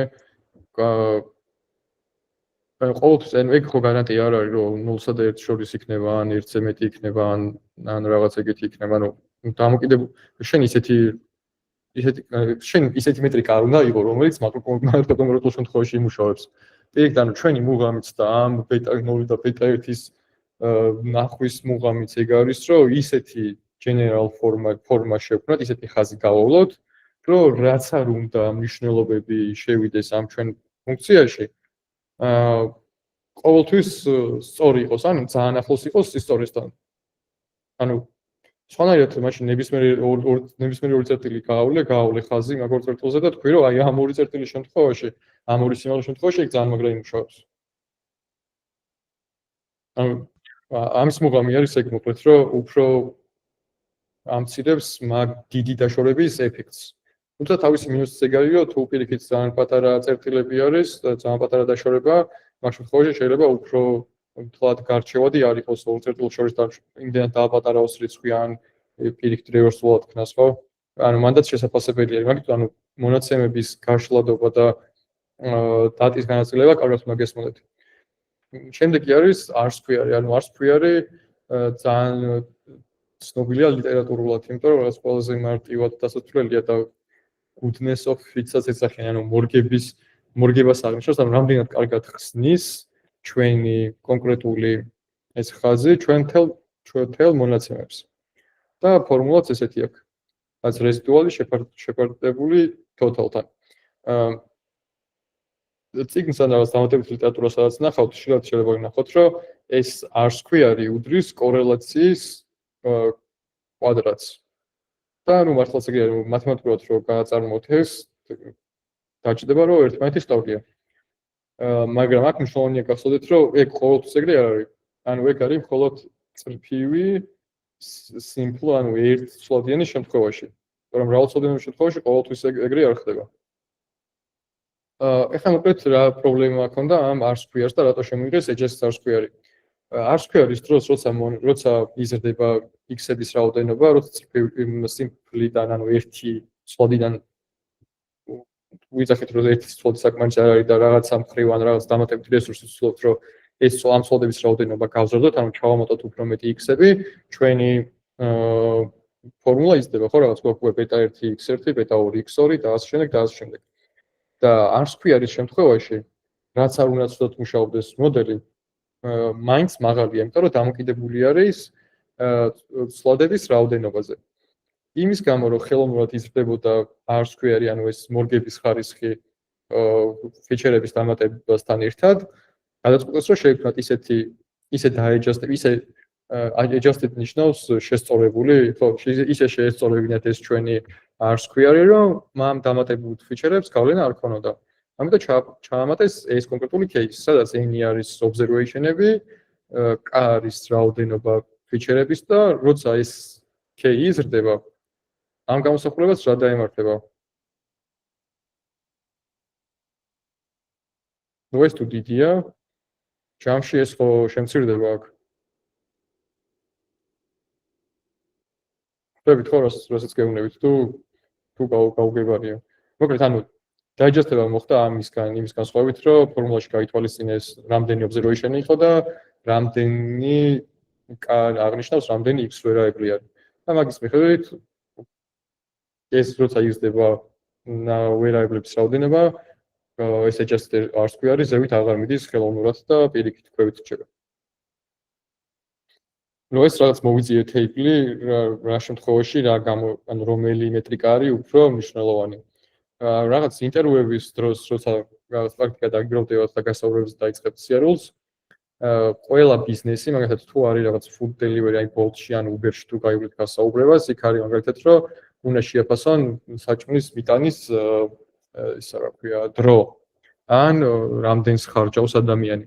და ნახეთ თქვენი Y თუ ხარჯვა არის ან დრო არის, შესაბამისად ისეთი ევალუაციის მეტრიკა უნდა აიღოთ, რომ მაგ ორ რისკს რო გამოვაკლოთ ერთმანეთს აზრობრივი იყოს ხო რაღაც spending-ი არ უნდა იყოს რაღაც 0.000 რაღაც თუ ძალიან რაღაც კვადრატებს ფესვებს ამოიღებთ და ასე შემდეგ. ან რაღაც ძალიან დიდიც არ უნდა იყოს. მაგიტომ რაღაც პრაქტიკა არის ხოლმე რომ ეს min absolute error-ია. აი ესეც რაღაც გასაუბრებელს შეიძლება ეგეთ კითხვა შეგხვდეთ, რომ თუ თქვენ მაგალითად ეგეთ რაღაც კითხონ, რომ თქვათ გააკეთე მოდელი და როგორ უნდა მიხვდა შენი მოდელი რამდენად კარგია იმისთვის, რომ production-ზე დაინერგოს ან რაღაც ბიზნესს დაარწმუნო, რომ შენი მოდელი უკეთესია, ვიდრე სხვა. და ნუ მაგ შემთხვევაში იტყვი, რომ ჩემი evaluation მეტრიკა იქნება min absolute error და ამას დაფუძნებით ავარჩევ პირველი A მოდელი ჯობია თუ B, ან რაღაც მიმდინარე მოდელი ჯობია თუ ახალი. და ნუ მოკლედ ანალოგიურად არის სხვაებთან, სხვადასხვა ბიზნეს, სხვადასხვა кейსი ესადაკება. აი მაგით ეს მაპეზე მახსოვს, რომ ეს გამოვიყენე რაღაც ჰაკათონზე ვიღებდი მონაწილეობას რისკების მოდელი იყო ალბათ უფრო დაზღვევის და რაღაც ეს მაპე იყო ძალიან ის რა ვქო ეს მიღებული მეტრიკა და მაგის მიხედვით ამოვდნენ ჰაკათონის თვალ მონაწილეს, რომელს უფრო უკეთესი მოდელი ქონდა აგებული მაგალითად.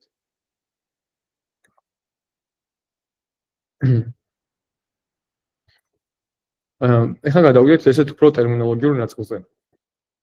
მოკლედ linear regression ასე თუ ისე გავიარეთ ეს სიმპლ ნაწილი. რაღაც წარმოდგენა შეგვექმნა. და როგორც დასაწყისში აღვნიშნე, რომ რაღაც კონკრეტულ დაშვებაზე მუშაობს და ეგ დაშვებაც გამოვიყენეთ მისი კოეფიციენტის შეფასების ნაწილშიც.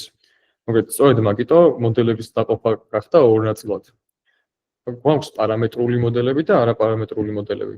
პარამეტრულ მოდელებს ეძახიან მოკლედ ისეთს, რომლებსაც რაღაცა ესამშენები თუ არ გაქვს მონაცემების მხრივ, ანუ x ვერაებლები რაც არის, ხო? ანუ რაღაც თუ იცი რაღაც დატა გაქვს და ამ დატით გინდა რომ შეაფასო კონკრეტული target ვერაებლი.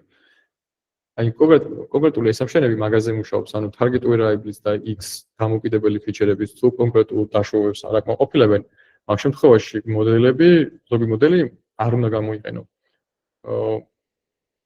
და რომელსაც უფრო მეტი დაშვება აქვს, ნიშნავს, ეგ უფრო სუსტი მოდელია.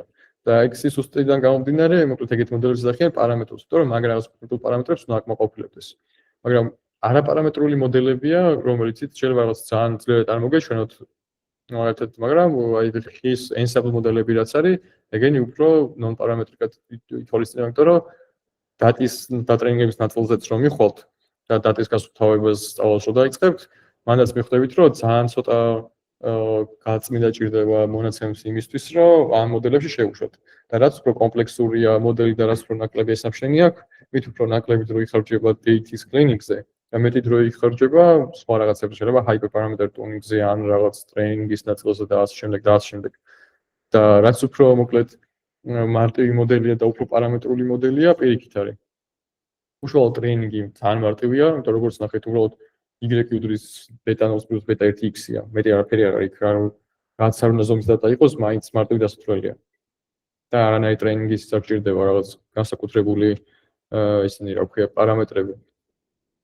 მაგრამ სამაგიეროდ მონაცემების გასუფთავებაზე, მის დამუშავებაზე, მის შეფასებაზე თუნდაც ყველაფერი უნდა დაპოტო და ნახო როგორ არის ეს მონაცემები, იმას რა ქვია განაწილებული, რამდენად სწორი ფორმა აქვს, რამე ესამშენს არ ღვევს თუ არა და ასე შემდეგ. და კითხვა თუ გაქვთ იმაზე თან დაკავშირებით, რომ თუ ეგეთი საშინელია და ეგეც შავ საქმეზე როგორც არის დატის გასუფთავება, მაგაზე დროის ხარჯვა, რატო უნდა დავხარჯოთ დრო, როცა შეგვიძლია გამოვიყენოთ პირდაპირ რიგში მუსტიან რაღაც სხვა ensemble მოდელი ან რაღაც deep learning-ის მოდელი. მაგაზე პასუხი არის, რომ თეორიულად მართლები ხართ, მაგრამ პრაქტიკაში რაც უფრო მარტივია მოდელი, მით უფრო უკეთესია. პირველი ერთი იმის გამო, რომ სისწრაფე, უფრო მეტი ახსნადობა, მით უფრო მეტი გამჭვირვალობაა და ზოგადად ეს გამჭვირვალობა და მისი მოკლედ სიმარტივე იწვევს იმას, რომ რეგულატორის მხრიდან არის ძალიან პოპულარული ესეთი მოდელები. მაგალითად, შეიძლება რომ ეროვნული ბანკის მხრიდან ან სხვა რეგულატორის მხრიდან მოთხოვნა იყოს, რომ გამოიყენოთ მხოლოდ წრფივი მოდელი. და მიუხედავად იმისა, რომ თქვენ XG Boost-ით ან რაღაც deep learning-ით 10-ჯერ უკეთეს შედეგის მიღება შეგიძლიათ, თქვენი როგორც data scientist-ის ჯობი შეიძლება იყოს, რომ მოკლედ ამ linear regression-ით ისეთი შედეგი მიიღოთ, რომ აი ახლოს იყოთ ნორმალურ შედეგებამდე, რაც საკმაოდ რთულია. მაგრამ თქვენ თუ გესწრებათ კარგად აი ეს ესამშენები თუ გესწრებათ კარგად მათემატიკურად უკან რა ხდება, მე დანარჩენი ნაწილი გაცილებით უფრო მარტივი ხდება. ეხლა გავიაროთ ძირითადი დაშვებები რა არის, ხო, რამდენად ვილაპარაკე ამ დაშვებებზე. პირველი არის ყველაზე მთავარი, რადგანაც თქვა ლინიარით იწყება მოდელი, ლინიარ წრფივ რეგრესიის მოდელებში აუცილებელია, რომ target-სა და x variable-ებს შორის კავშირი უნდა იყოს წრფივი. წრფივობა ხო იცით რაც ნიშნავს, ანუ მათემატიკურად წრფივი სწორხაზოვანი არის, ანუ არ ვიცი ქართულად როგორ უნდა ავხსნა. მაგალითად თუ ესეთი ფორმა აქვს, ეგ არის კვადრატული, ხო, რაღაც u shape როა. ეგ ნიშნავს, რომ თუ დატას დაახლოვდა და ეგეთი ფორმა აქვს, ეგ არ ღვევს მაგ პირობას, აი მაგალითად განახებთ ეგეთი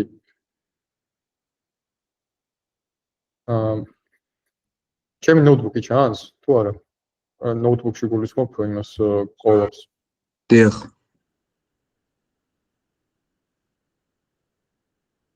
რაღაცები დავფლოტე აქ და ხო.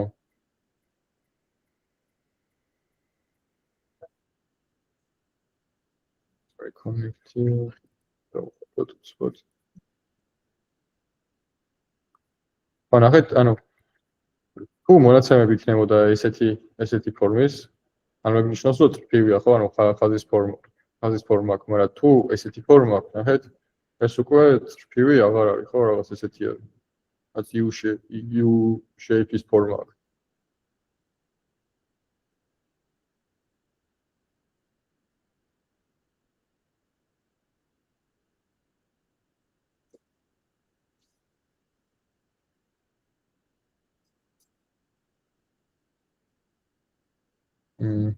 So.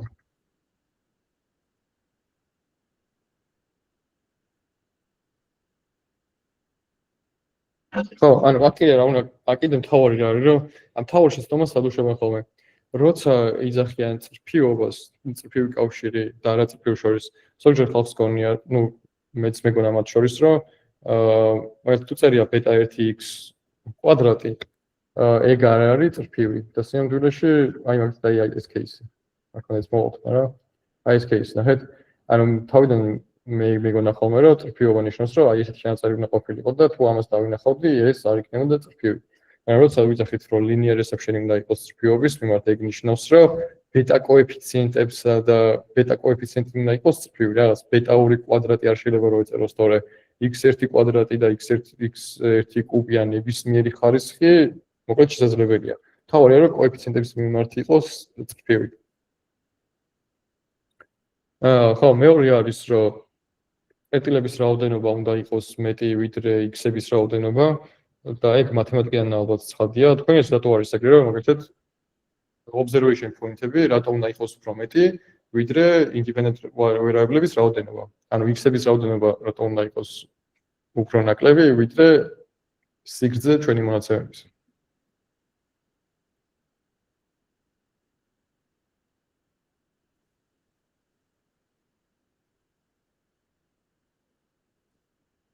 მოკლედ ეს თუ არ მოხდება, სხვანაირად შეუძლებელი იქნება, იმიტომ რომ თუ უფრო მეტი x-ი გაქვთ და უფრო ნაკლები observation-ი, ფიზიკურად ეგ განტოლება ვერ ამოიხსნა, რამდენ უცნობიანი განტოლებაც გაქვთ, იმდენი შესაბამისი ჩანაწერი თუ არ გაქვთ, უცნაურად ვერ ამოიხსნება.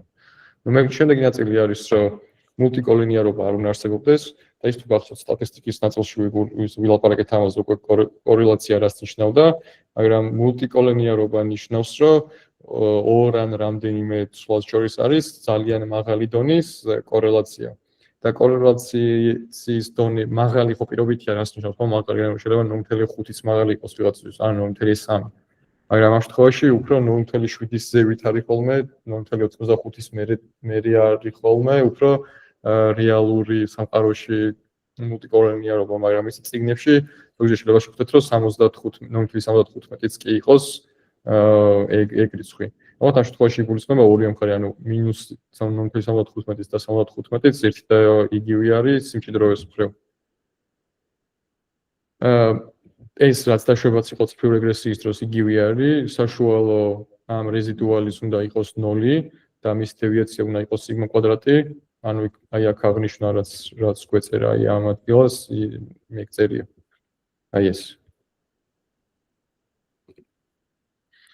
და შემდეგი ბოლო დაშვება სულ 5 არის, ეს ყველაზე ცნობილი. და ეს რეზიდუალები თვითონ უნდა იყოს ნორმალურად განაწილებული. ნორმალური განაწილება უკვე იცით რაც არის. აი მოკლედ, რა მიკითხვები გაქვთ? აქამდე სადამდე დაწმიოდით? 1 2 5 3 წუთი შევიცვალოთ.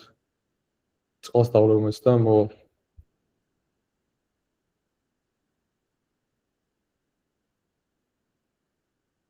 მიკითხვები გაქვთ რამე? თუ არა, თუ როგორ არის? ანუ მომყვებით თუ არა, ეგ მაინტერესებს. რაღაც ძალიან გასაგებია თუ ძალიან მარტივია თუ ძალიან ბევრს ხო არ ძალიან ბევრს კი ძალიან ჩქარა ხო საუბრობ. გასაგებია მას. ოკეი, აი ზუსტად 3 წუთი. როგორ კატო? გასაგებია.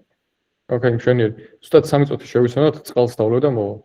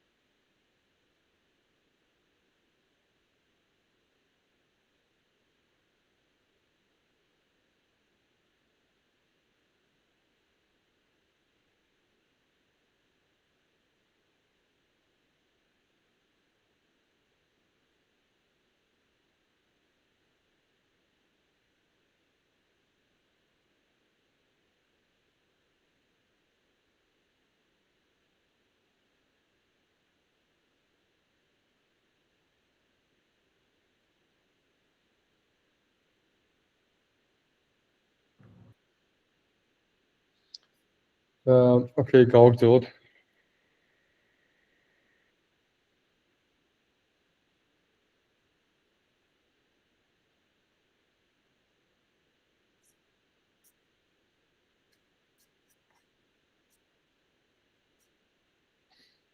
აქ ხო თუ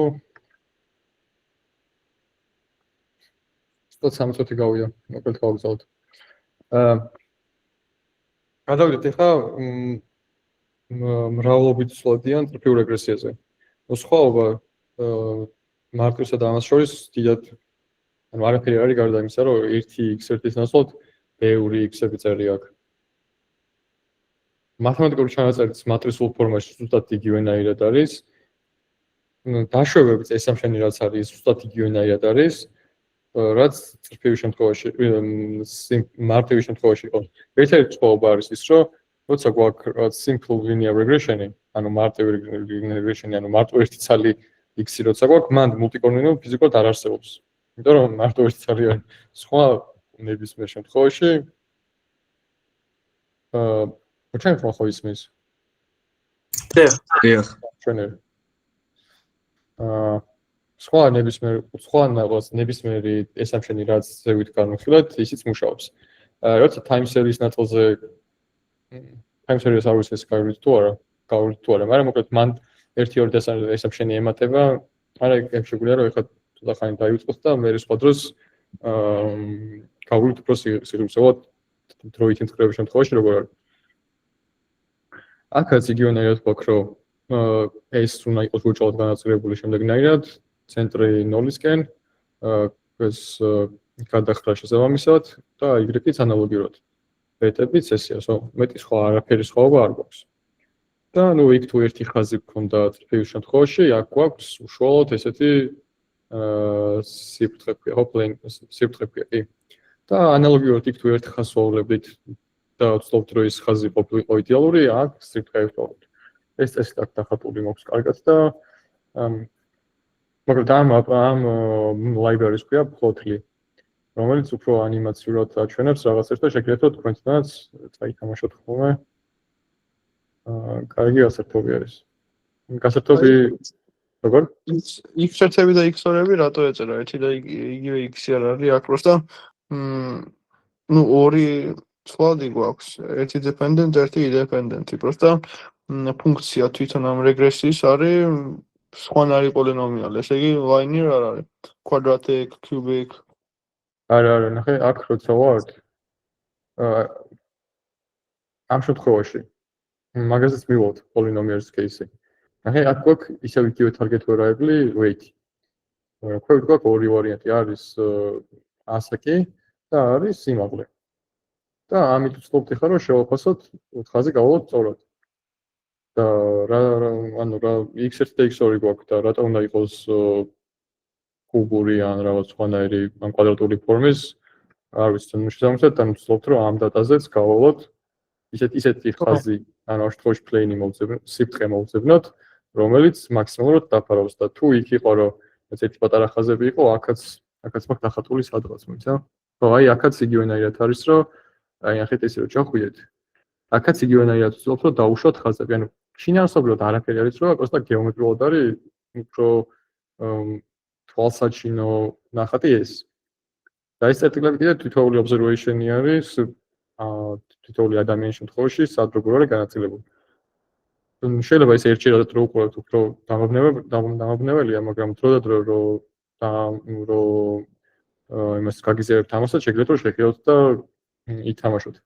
ან შეგიძლიათ რომ ChatGPT-ს უთხრათ და რა სხვა кейსები დამიხატეთ გოუთხრა და უთხრათ რომ plotly გამოიყენოთ, იმიტომ რომ სხვა library-ებს, ბიბლიოთეკებს არ აქვს ესეთი დინამიური ისინი რა ქვია UI რა რომ შეხედოთ შენი მოცემები როგორ არის განაწილებული. და ზოგადად ისე რაც უფრო advanced მოდელებში გადავხვალთ, მე გაგიჭირდებათ, მაგრამ იცადეთ ხოლმე რომ მონაცემები ყოველთვის დახატოთ. კითხვა თუ გაქვთ ის რომ სამგანზომილებიან შემთხვევაში OK ვიცით როგორ უნდა დავხატოთ, მაგრამ დიდი განზომილების დატის შემთხვევაში როგორ უნდა დავხატოთ და მაგის პასუხი არ იცით, მაგის პასუხს გაიგებთ, როცა სხვა შემდეგ ნაწილზე გადავხატოთ. მანამდე კიდე შეგიძლიათ რომ იფიქროთ როგორ შეგიძლიათ რომ როგორ შეგიძლიათ დახატოთ მრავალგანზომილებიანი ისე რომ დაიყვანოთ სამგანზომილებიანზე. ოკეი, კაი დავუბრუნდეთ ამ სლაიდს და მოკლედ იმის ჩვენება მინდოდა რომ არაფერი არ შეცვლილა, ყველაფერი არის იგივენაირად, უბრალოდ ერთი ხაზის ნაცვლად ეხლა უკვე სიფრთხილე გვაქვს, ან თუ ბევრი წოდები გვაქვს, ეგ განზომილებები იცვლება. ახლა მივიდეთ უშუალოდ როგორც ახსენა ჩვენმა ერთ რამე გოგორმა პოლინომიალური რეგრესია. როდესაც ისე დახატავთ მონაცემებს, იქ დაინახავთ, რომ ყველა მონაცემები ისე არ არის განაწილებული, რომ წრფივი რეგრესიის სიფრთხეები ან რაღაც ერთი ხაზი კარგად ერგებოდეს. შეიძლება გქონდეს კვალი ფორმა, შეიძლება გქონდეს რაღაც use ფორმა ან რაღაც ეგეთი და ამისთვის საჭირო არის ისე შევცვალოთ ჩვენი ცვლადები, ისე შევცვალოთ ჩვენი გამოსახულებები და კანტოლება, რომ რეგრესიის ფორმა და მაქსიმალურად მოერგოს ჩვენს მონაცემებს. და პარამეტრული, რადგანაც ჩვენი წრფივი რეგრესიები პარამეტრული ტიპის მოდელებს მიეკუთვნება, მაგ შემთხვევაში თავმოყრილობდი ვარ დატაზე დამოკიდებულებით, რომ თუ მონაცემები კარგად არ გვესმის, აი ეგრევე ცუდ შედეგამდე დავალთ რა. აი ხა მაგალითად, ანუ თქვა თუ გვაქვს ესეთი x1, x2, ნახეთ, აქ არის x1, x2, ეს არის y რა. და მონაცემები არის ესეთი ფორმის. წრფივი კიდევ ერთხელ ავხსნი იმას, რომ წრფივი ნიშნავს იმას, რომ კოეფიციენტების მიმართ უნდა იყოს წრფივი, თორე x-ები შეიძლება იყოს კვადრატული ფორმის. და თუ გავავლობთ ესე უბრალოდ ერთ წრფეს, ჩვენი მოდელი იქნება ძალიან ბანძი. ანუ ძალიან ცუდ შედეგებს მივიღებთ, რაღაც რანდომზე ბანძი შეიძლება იყოს.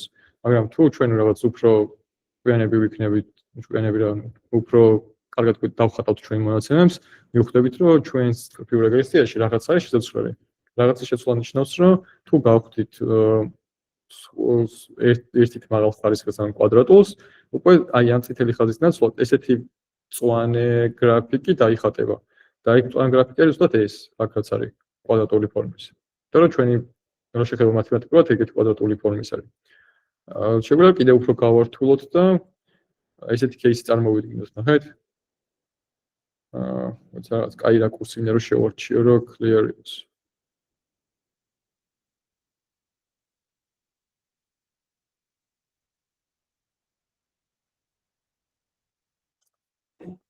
ამოკლედ, მგონი ეს rotation-ი ჭირდება.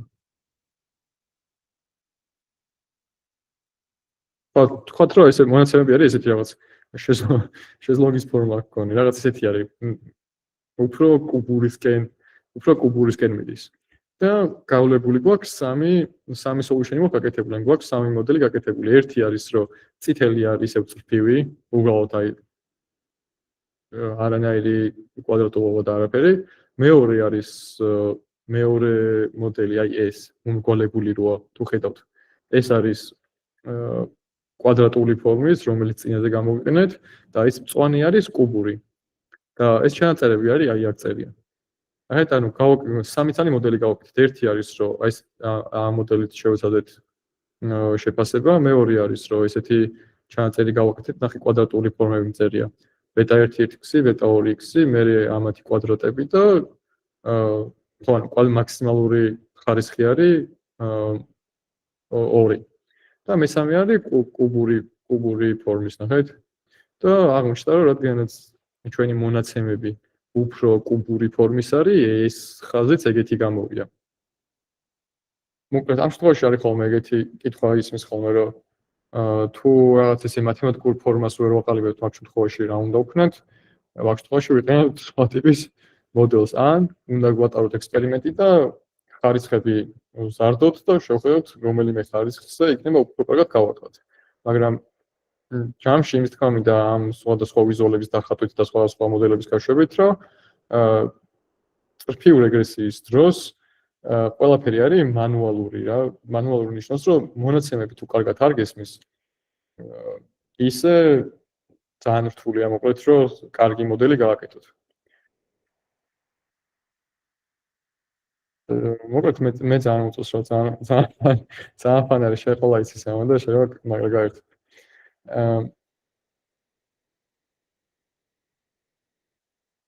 და ნუ აქაც იგივენაირად ყველანაირი кейსი მაქვს განხილული რა შემთხვევაში როგორ არის. ხო ჯამში მოკლედ იმის თქმა მინდოდა რომ როცა მოდელის დატრეინინგებაზე მიხვალთ წრფივ რეგრესიის შემთხვევაში თქვენ მონაცემებს თუ კარგად არ გაიგებთ ისე ძალიან გაგიჭირდებათ. მაგრამ ზოგადად მეორე ნაწილი არის ხოლმე ის რომ თავი არის რომ თქვენი სატრეინინგო მონაცემები ისე იყოს შერჩეული რომ თქვენ სატესტო მონაცემებთანაც კავშირში იყოს. იმიტომ რომ სხვანაირად ისე გამოვა რომ მარტო ტრეინინგზე მოახდენთ ამ ყველაფრის დატრეინინგებას და ტესტზე ცუდად იმუშავებს. ტესტი ნიშნავს რომ ეგეთი მონაცემები არ გინახავს. ეგ ხდება ხოლმე თითქოს ორი რაღაცის გამო. ან გაქვთ underfitting-ი, ან გაქვთ overfitting-ი. ეხლა გავიგეთ თითოეული მათგანი. Underfitting-ს ვეძახით იმ შემთხვევაში, როცა ნუ ორი შემთხვევა ცუდია და ორი შემთხვევა ნიშნავს იმას, რომ ფოკუსოთ ორივე შემთხვევა ნიშნავს იმას, რომ მოდელმა ვერ მოახდინა ჯენერალიზება. ანუ ისეთი კარგი fitting line-ი ვერ ვიპოვეთ, რომელიც ნებისმიერ შემთხვევაში იმუშავებს კარგად. აი სკოლის მაგალითებს აიყენებენ ხოლმე, რომელიც დიდად არ მომწონს ხოლმე, მაგრამ მოკლედ ადამიანი რომელიც ცდილობს რომ რაც ლექსიან მოთხრობა დაიზეპიროს, ამ დაზეპირებული ინფორმაციის განზოგადებას ვერ ახდენს, ხო რაღაც იხვალს რომ შეუბრუნებ და ეტყვი რომ აბა აქ რა მოხდა ან რაღაც იქ როგორ მოხდა, ის ადამიანი ვერ გიპასუხებს. და კი ადარებენ ხოლმე ფაქტობრივ და შინაარსობრივ ცოდნას შორის რა სხვაობაც არის. ანუ ფაქტობრივი არის რომ მაგათ იცი რომ რაღაც ომი მოხდა რაღაც რომელიღაცა წელს და სომეტი არაფერი არ იცი. მაგრამ თუ გესმენ იმას შინაარსი სად მოხდა, როგორ მოხდა, რატომ მოხდა, მაგ შემთხვევაში უფრო general ცოდნა გექნება და კარგად მოახდენ მის ამ ინფორმაციის განზოგადებას. და ეს ორივე кейსი მაგას აღნიშნავს. Underfitting-ი ნიშნავს რომ აი ძალიან სუსტად არის მორგებული, რაღაც ვერ დაყოლკი ან საკმარისი მონაცემები არ გქონდა, ეს ხაზი გავავლეთ და ახლოსაც ვერ მივიდა, ანუ ვაფშე ვერ მიხვდა რა იყო საუბარი რა. ეს მოდელი ისე აღმოჩნდა ამ შემთხვევაში და აი overfitting-ის შემთხვევაში როგორ მოხდა იცით რომ თვითოული წერტილი ძალიან ისწავლა. აი გადასწავლება მოხდა რომ აი დაზუთხული აქვს რა. აი ხა ეს кейსი არის მაგალითად ძალიან კარგი кейსი ამ შემთხვევაში. მესმის რომ კარგად არ ჩანს და შეგიძლიათ რომ GPT-ს უფრო კარგი ისინი დაახატინოთ ხოლმე. მაგრამ ესეთი მოდელი რო აიყოთ რა და განვიხილოთ. თუ წრფივ ხაზს აიღებდით ამ შემთხვევაში აი წრფივი ფუნქცია რო აკვირო აქ. ამას ექნებოდა underfitting-ის кейსი. კვადრატული უფრო generalized არის, იმიტომ რომ რაღაც ფორმის შინაარსს მიხვდა, იმიტომ რომ კვადრატულთან ახლოს არის. აი ბოლოს კი აქ გადახრა, მაგრამ შეიძლება ის იყოს, რა ქვია, მეტნაკლებად კარგი იყოს და აი აქ როცა კუბური და ყველანაირი იტერაცია არის, შეიძლება რომ ძალიან დაზეპირებული კონდეს რა, აი ერთ-ერთი თუ მიყვება მოკლედ, ეგ ძალიან ცუდია ხოლმე ხშირად რა. და ეგეთ დროს დიდია ხოლმე ალბათობა იმის, რომ ცუდ შედეგამდე მიხვიდეთ. ნუ ეს სკრინი პირდაპირ წინიან გამოგებული, იმიტომ რომ ამის დახატვა გამიჭირდა. და სამი მოდელი აქვს ამასაც განხილული თუ 4 აქ განხილული. აი ეს მწვანე ხაზი მოკლედ მაღალი პოლინომიალი აქვს და რაღაც ყველა წერტილს დაყვება სათითაოდ. versus ნუ ლინიარი არის underfitting-ის кейსი, აი ეს ყვითელი ხაზი რაც არის, იმიტომ რომ ბავშვი აზრზე ვერ მოვიდა როგორ არის data წარმოშობილი და როგორი ფორმის აქვს. პირდაპირ ხაზი გაარტყა. და აი ეს შავ ხაზს რო შეხედოთ, ეს შავი ხაზი უფრო ის არის. რაღაც კარგად ხვდება, როგორი დატის ფორმას და სტრუქტურას კარგად მიყვება მოკლედ. და რო ავიღოთ მოკლედ ევალუაციის mean square error-ი რო ავიღოთ და დავაკვირდეთ, მოდელის გართულებასთან ერთად როგორ იცვლება ჩვენ ტესტის და ტრეინინგის error-ი, ცხადია რომ აი რაღაც შემთხვევაში მოკლედ კარგად მივდივართ, მე იზრდება. და მოკლედ ეგეთი პატერნი არსებობს, რომ რაც უფრო იზრდება მოდელის კომპლექსურობა, მით უფრო ის ხდება ვარიაცია, მით უფრო მაღალი ხდება. ეხლა მაგის ამ ყველაფრის მათემატიკურად დასაზუსტებლად ეგეთ რაღაც შევაფასოთ, ხო? ეს პირველი ნაწილი არის true, ანუ რაც ცნობილი ჭეშმარიტი ფუნქცია და ეს არის ჩვენი შეფასებული. და მოკლედ ამასაც ანალოგიურად რომ მათემატიკურად რომ გაამარტივებთ, მიიღებთ იმას ის რაღაცას, რომ მოდელის შეცდომა დადის ორ პარამეტრზე. არის ამის bias-ის კვადრატი და არის ვარიაცია. ანუ ნებისმიერი შეცდომა როგორც არ უნდა იყოს მოდელში, შედგება ამ ორი ნაწილის კომბინაციით. თუ ვარიაცია იზრდება, bias-ი მცირდება, თუ bias-ი იზრდება, ვარიაცია მცირდება. ანუ საპირისპირო მიმართულებით მიდის ეგონი. ამ ნაწილში რა ყველაფერი ტესტ გასაგები უნდა იყოს. უბრალოდ კითხო თუ გაგიჩნდათ ეს საიდან მოვიდა არის რომ ეს კონკრეტული ჩანაწერი მათემატიკურად რო დავუმატოთ და გამოვაკლოთ, არაფერი არ იცვლება. შესაძლოა დავუმატეს და გამოვაკლეს და მე უბრალოდ დაშლა ხდება ნაწილებად. და ეს bias-ის ფორმულა, ეს კიდე ვარიაციის ფორმულა. და ეს ორი კიდე ნამრავლია, უბრალოდ ამ ორის ნამრავლი ნულის ტოლია და უბრალოდ ამ ნაწილზე რჩება ესე და bias და ვარიაცია. ეხლა უფრო ისე რო ავიღოთ, რო შევხედოთ. თუ გვაქვს მოკლედ სამი ტიპის кейსი რა, ანუ ეს кейსი, ეს кейსი და ეს кейსი. ეს ლურჯი ხაზი აღნიშნავს ტესტზე როგორი ის გვაქვს, როგორი შეცდომა გვაქვს. ახლა რაც უფრო მოდელის კომპლექსურობა თავიდან თუ ისე რა მოდელია, მაღალი გვაქვს. მე კომპლექსურობა თუ იზრდება, ანუ უფრო მაღალ პოლინომიალს თუ ჩავთავთ. ანუ აქ თქვათ ლინიარი იყოს ეს რა, აი ეს მოდელი, უპს. აი ეს ხაზი თუ გვაქვს რა, ამ შემთხვევაში ძალიან მაღალი ერორი იქნება, იმიტომ რომ ვაფშე ვერ ხვდება მოდელი რა არის. მე თუ კვადრატულ ფორმაში მოვიტანთ, მე შემცირდება. აი ამ ხაზთან ეს არ ვიცი რა ფორმის არის, მე ვთქვათ, აი ეს შავი ხაზი რაც არის, აქ მივიდა ოპტიმალურზე, ანუ აქ არის იდეალურად და ამის მერე დაიწყო ზრდა, იმიტომ რომ მე დაიწყო overfitting-ი, აი ნახეთ ეს ვარდისფერი, მგონი ისფერი, ვარდისფერი ფარფლში გადასული, ეს სამისფერში გადასული ფერი რაც არის, მე რადგანაც overfitting-ს აკეთებს, აქაც გავუარესდა. ანუ ჩვენი mean square error-ი ხო მუღამის არის, რომ ისეთი მოდელი უნდა დავატრენინგოთ და შევქმნათ, რომ მე სატესტოზე რომ ჩვენი მენეჯერთან ან ჩვენ თავთან ან ჰაკათონზე ან სადღაც თუ გავტესტავთ, მაქსიმალურად კარგად მუშაობდეს. სხვა кейსებში ხო? და ეს ახლა როგორ ხდება, რომ აი ამ ფორმულიდან გამომდინარე, თუ ვარიაცია დაიწყებს შემცირებას, bias-ი დაიწყებს მერე ზრდას და ისეთი ადგილი უნდა ვიპოვოთ, სადაც ეს ორი ერთმანეთს გადაკვეთოს, სადაც ანუ ოპტიმალური წერტილი იქნება რა. სულ ეგ არის ყველაფრის არს.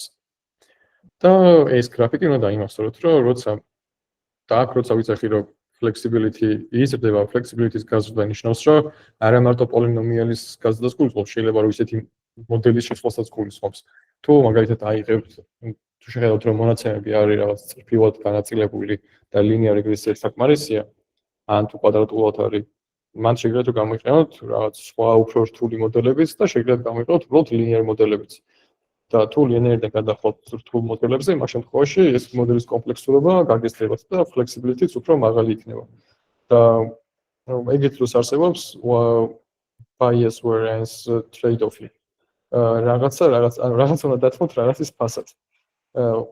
ტესტის შემთხვევაში თუ გინდათ რომ დათმოთ მოკლედ, ტრეინის შემთხვევაში ყველა ვარიანტი მცირდება, იმიტომ რომ ტრეინი რო დაიწყებს ესე, მე ძალიან ბევრს თუ ან ძალიან დიდი მონაცემები თუ გქონდ, გადასწავლას იწყებს.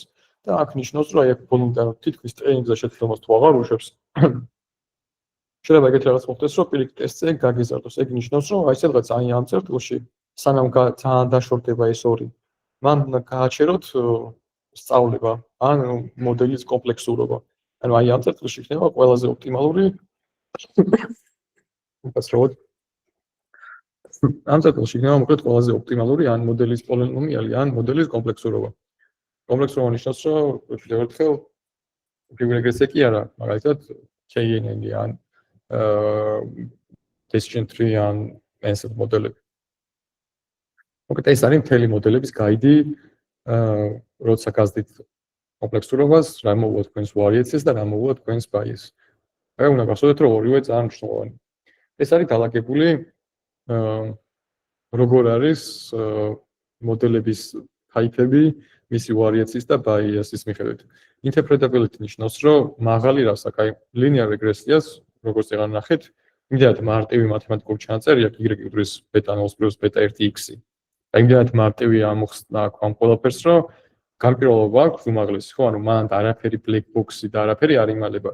versus deep learning-ს რო აიღებთ და გადაატრენინგებთ და რაღაც არქიტექტურას ძალიან გაამკაცრებთ და იქ მე რაღაც ელემენტად შემოიტანთ, როცა მიხოთ მოკლედ deep learning-ის ნაწილზე ნახავთ, რომ ძალიან ბევრი რაღაცა, როგორც black box-ი ეგრე არის მიჩნეული შესაბამისად, მან გამჭირვალობა ნაკლებია, მაგრამ ნებისმიერი ტიპის მონაცემზე მუშაობს, მაგრამ და იქ არ გჭირდება, რომ უეჭველი ნორმალური განაწილება უნდა გქონდეს, ან აი რაღაც შეცდომა უნდა იყოს, რაღაც საშუალო უნდა გქონდეს, ნოლი ან რაღაც ეგეთი რაღაც დაშორებები არაფერი არ აქვს. და მაგით ვარ რომ ეგ მოდელები ეგეთი პოპულარული არის. და მოკლედ თუ უფრო დავაჯგუფებთ ამას და რაღაც ჯგუფებს შექმნით მოდელებისას, ამის შეგიძლიათ წარმოვიდგინოთ, რომ რაც უფრო აქეთ არის უფრო ნაკლები flexibility გაქვს, მაგრამ მაღალი გამჭირვალობა უფრო ნაკლებია და ხვევით შესაბამისად.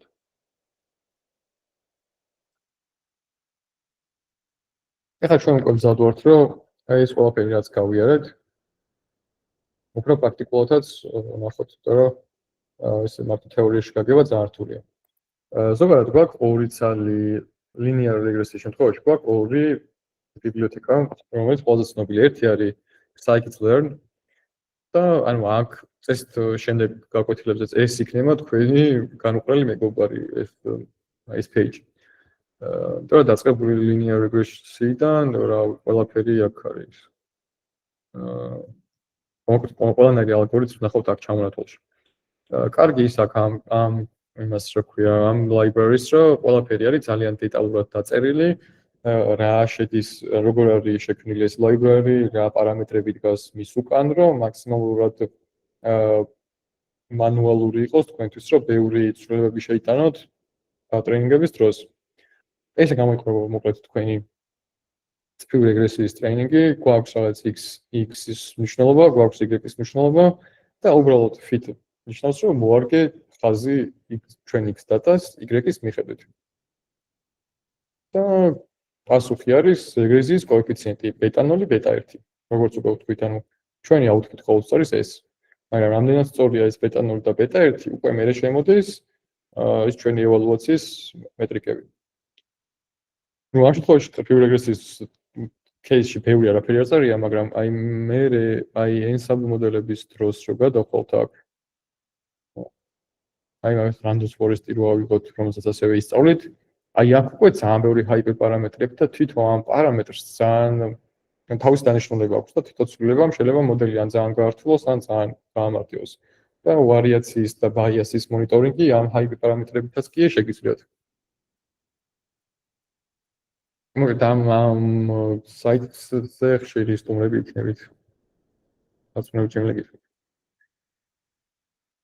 ეხლა გადავიდეთ მეორე ნაწილზე. ეს საიტი, ეს კონკრეტული кейსი არის უფრო სტატისტიკური მოდელებისთვის და მაგითო ბიბლიოთეკასაც ეგრე ქვია, რომ მარტო სტატისტიკური მოდელების დროს გამოიყენება. ერთ-ერთი მე რაც ყველაზე მეტად მომწონს ამ library-ში scikit-learn-დან განსხვავებით არის, რომ ციფრული რეგრესიის დროს მოდელს გავუშვებთ, აი ესეთ სურათს გაზრდოთ. ეს სურათი ძალიან გავს სტატისტიკაში და ალბათობაში რაც ვისწავლეთ. ნახეთ, ანუ კოეფიციენტები ვიცით, სტანდარტული ერორი ვიცით, სტატისტიკა ვიცით, სამწუხაროდ t არ გავუვილა, z გავიარეთ, მაგრამ t და z შინაარსობრივად ძალიან გავს ერთმანეთს, ეგეც ვახსენეთ. უბრალოდ t უფრო ზოგადი იყო ვიდრე z-ის кейსი, როცა არ იცოდი sigma-ს кейსი მაგ შემთხვევაში სტანდარტული გადახრას როცა არ იცოდი, მაგ შემთხვევაში გამოიყენებოდა t. პირველიოც გახსოვთ, რომ threshold-ი იყო 0.05 და თუ მაგაზე მეტი იყო ან ნაკლები, მაგის მიხედვით იყო significance-ობა მაგით განისაზღვრებოდა. და ეს იყო confidence interval-ი. ესეც იმედია გახსოვთ, ანუ საიდან სადამდე მერყეობს ჩვენი კოეფიციენტი. მე აქ ქვევით არის მოკლედ data-ის skewness-ობა რა არის. ასევე აი ნახეთ, ეს evaluatsiys მეტრიკა, ანუ R-square-ი, adjusted R-square-იც. ნახე, adjusted R-square-ი უფრო მცირეა, ვიდრე ჩვეულებრივი R-square-ი, იმიტომ რომ ბუნებრივად როცა გაზარდეს რაოდენობა, ეს არის კონკრეტული x1, x2 და ასე შემდეგ მათი სახელები. კონსტანტით აღინიშნება β0. და როცა ეს რაოდენობა გაზარდეს, R-square-ი მიუხედავად იმისა, რომ ცუდი მოდელი იყოს, მაინც გაიზარდა. adjusted-ი ზოგადად ყოველთვის ნაკლებიან ტოლია მოკლედ ამ რიცხვს. ასევე გვაქვს F სტატისტიკა, აი log likelihood-ი, აი კიდევ ესეც უფრო ის არის, რა ქვია, უფრო სტატისტიკური кейსებია და მაგაზე ხე დროს არ დავკარგავ. მაგრამ მოკლედ linear regression-ის დროს თუ ამ library-საც გაარჩევთ ძალიან გამოგადგებათ.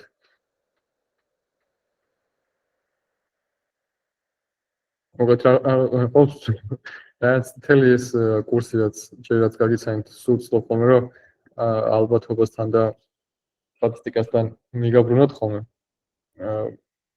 მესმის რომ თქვათ ფან არ არის რომ რაღაც მილიონ რაღაც ფორმულას უყურო და დაათვალიერო, მაგრამ რატომაც მგონია რომ ეგ თუ კარგი საწყებელი გექნებათ თუნდაც ლინიარ ალგებრაში, თუნდაც წარმოებულში, თუნდაც ალბათობაში და სტატისტიკაში ძალიან კარგად გეცნობათ მოდელის უკან რა ხდება. იმიტომ რომ ამის აკეთება ნებისმიერ ადამიანს შეუძლია ნახეთ, ანუ სულ არის 4 ხაზი რაღაც და უბრალოდ predicts დააწვევით და ვსო. ანუ თქვენი როლი როგორც ინჟინერის ან როგორც data scientist-ის მაგ მორჩება. რის გაკეთებას მოკლედ ნებისმიერ ადამიანს შეუძლია ძალიან მარტივად. მაგრამ თქვენი მუღამი უნდა იყოს რომ ამ თქვენი მათემატიკის ცოდნით, ამ თქვენი სტატისტიკის და რაღაც სხვადასხვა ხედვით ბევრი იმპროვიზაცია გააკეთოთ და მონაცემი უფრო კარგად გაიგოთ.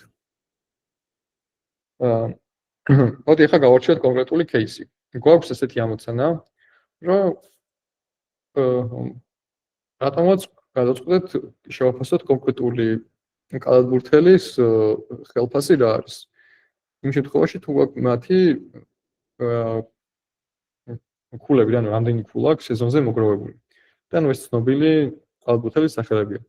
ზოგადად machine learning-ის ალგორითმებში არც პირად ანუ არც client პირად ID-ს, არც სახელს და გვარს არსებითი მნიშვნელობა არ აქვს.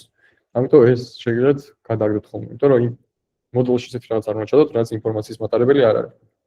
თან ანუ ამ James Harden-ს ფიზიკურად ვერ ჩადებთ მოდელში ესე. იმიტომ რომ ამ წრფმა რეგრესიამ რიცხვების გარდა არაფერი არ იცის.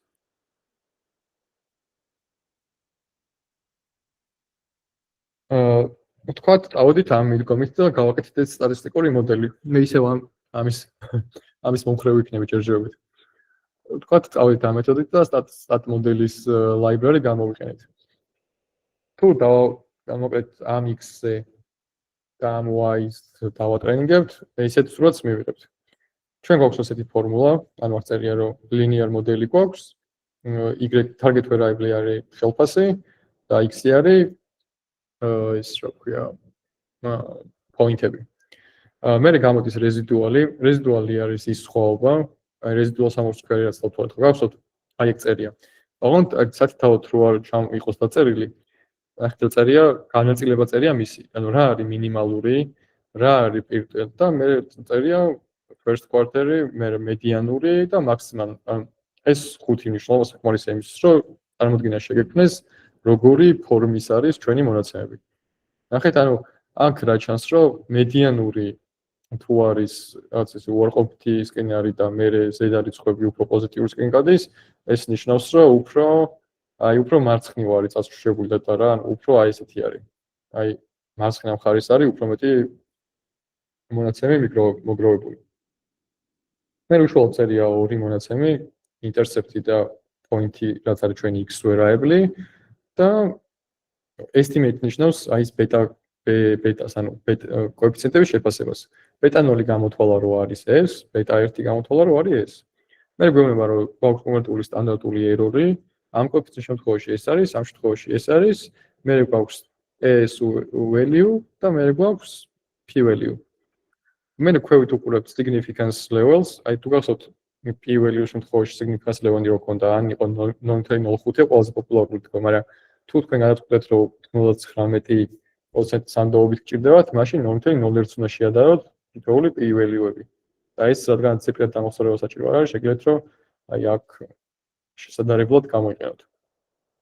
მე მოდის რეზიდუალის სტანდარტული შეცდომა რა არის? R square-ი რა არის? adjusted R square-ი რა არის? ამ შემთხვევაში ნახეთ თითქმის ახლოს არის ერთმანეთთან, იმიტომ რომ simple რეგრესია გვაქვს. და ხო, ეგ არის სულ.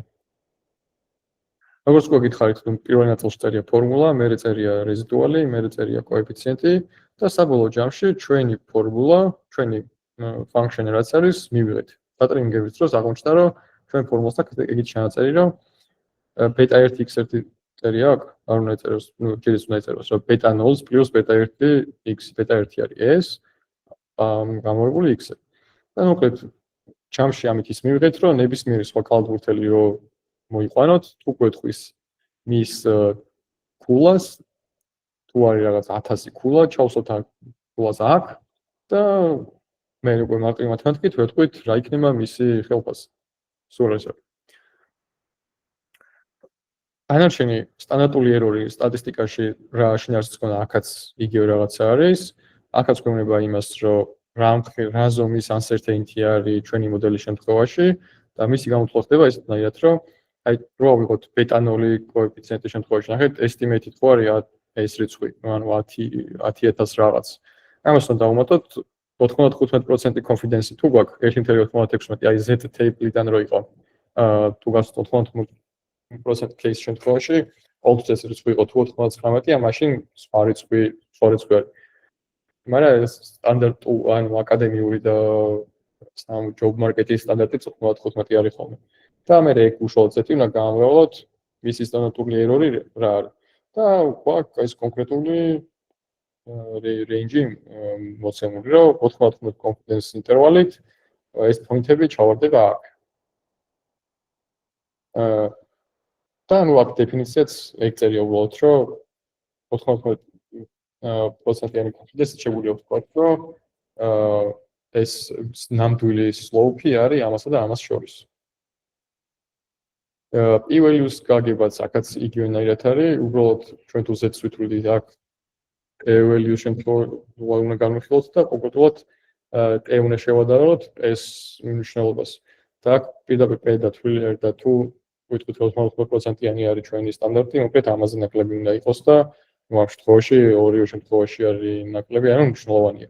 თუ არ მნიშვნელოვანი იქნებოდა, ესე იგი მაგით რას ვწახით, რომ ეს არ აქვს პოინტებს, ანუ ქულებს არ აქვს საკმარისი ძალა იმისთვის, რომ სელერი გამოვიცნოთ. და ეგეთ დროს ანუ აზრი არა, შეგვიძლია გადავაგდოთ ეგეთი x ვერაები. ნუ ამ სინგლის შემთხვევაში ცოტა მტკივნეული საკითხია, მაგრამ როცა გვაქვს multiple ბევრი x-ები თუ გვაქვს, ეგ პირიქით გვეხმარება, რომ მოდელი უფრო გავამართლოთ და ისეთი ცვლადები არ დავიტოვოთ, რომელიც არაფრის მომცემი არ არის. კონკრეტ სულ ეს არის აქ ხა პრაქტიკულ ნაწილში რა output შეიძლება მიიღოთ.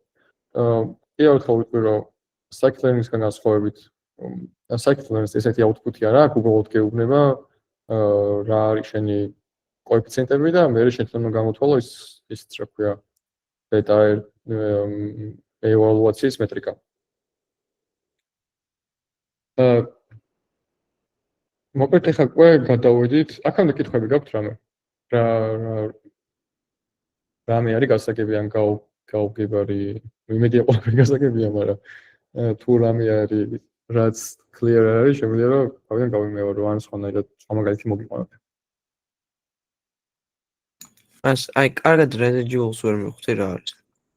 ანუ ამ შემთხვევაში. Residual არის ზუსტად იგივე რაც აი აქ რაც იყო. ეს ეპსილონები არის residual.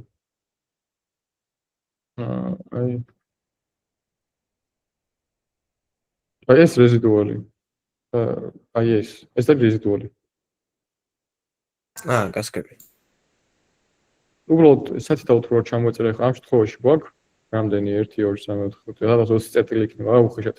ანუ 20 კი დაწერდა აქ, მაგრამ თუ გვაქვს რავი 1000 წელი observation თუ გვაქვს მაგას ყოველ სპორტ ჩამოწერს და სათითაოდ ჩამოწერის ნაცვლად გეუბნება რომ სათითაოდ residual-ები რომ ჩამოვატკირო მინიმალური რა არის, მაქსიმალური რა არის და box-plot-ია დახატული და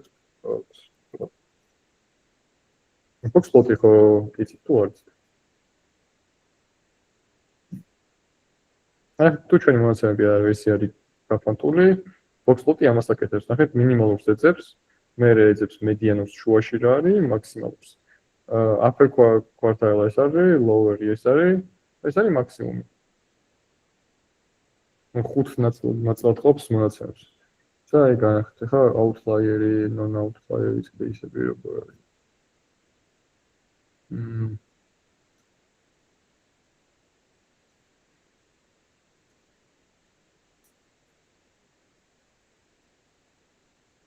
ეხლა არის ყველა კაი ანდავანი.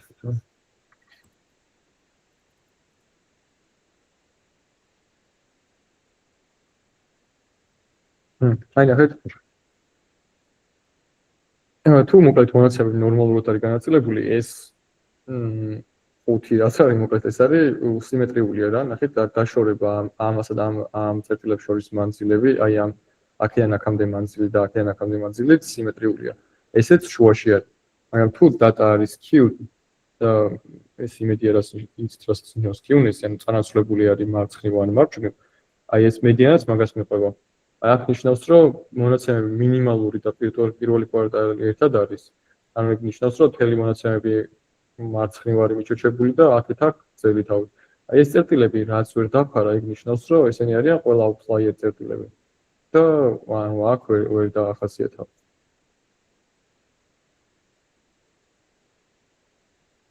რატომაც მეგონა რომ ეს რაღაცები იცოთ თქვენ. ანუ ეს უცა იდეალური кейსია, ამ შემთხვევაში არის ნორმალური. აი ჩვენ მაგალითად დაუბრუნდეთ. ნახეთ, ანუ ესეც უარყოფითია, ესეც უარყოფითია, მედიანაც უარყოფითია, ეგ ნიშნავს, რომ უფრო მარცხნივ არის მონაცემები დაშორებული, უფრო უარყოფითი წვებისკენ არის ვიდრე დადებითისკენ. თუ მედიანა იქნებოდა რაღაც 0-თან ახლოს, მითხოდი რომ მეტნაკლებად ესე ქვია ცენტრალიზებული არის დატა. მოკლედ ნორმალური განაწილება არ აქვს უბრალოდ მაგის გამო. ეხლა მივედით ესეთ ნაწილთან, რომელიც არის gradient descent. ეს ნაწილი ძალიან აქტუალური იქნება ლინიარიდან დაწყებული ყველგან შეგხვდებათ, განსაკუთრებით მთელი deep learning-ის ნაწილი ამ კონკრეტულ თემატიკას შეეხება და ბევრჯერ მოგწევთ ამის გააზრება, ამიტომ რაც თვალ ნუ გაისტრესებით. ცოტა უხეშად ჩანს, მაგრამ ანუ საკმაოდ საჭირო და საინტერესო რაღაცა. თუ გახსოვთ დასაწყისში ეგრე დავუწყეთ, რომ როცა residual sum of squares ვითვლიდით, ჩვენი ამოცანა იყო, რომ გვეპოვნა რაც შეიძლება მინიმალური პოინტი, ხო? ანუ მინიმიზაციის ამოცანა უნდა მოგვეხსნა. და მოიცა რომელი შეიძლება გრაფიკი უკეთესი მქონდეს, რომ უფრო გასაგები იყოს, მოცეთ. ხო, აი ეს გრაფიკი იდეალური. და ეგეთ დროს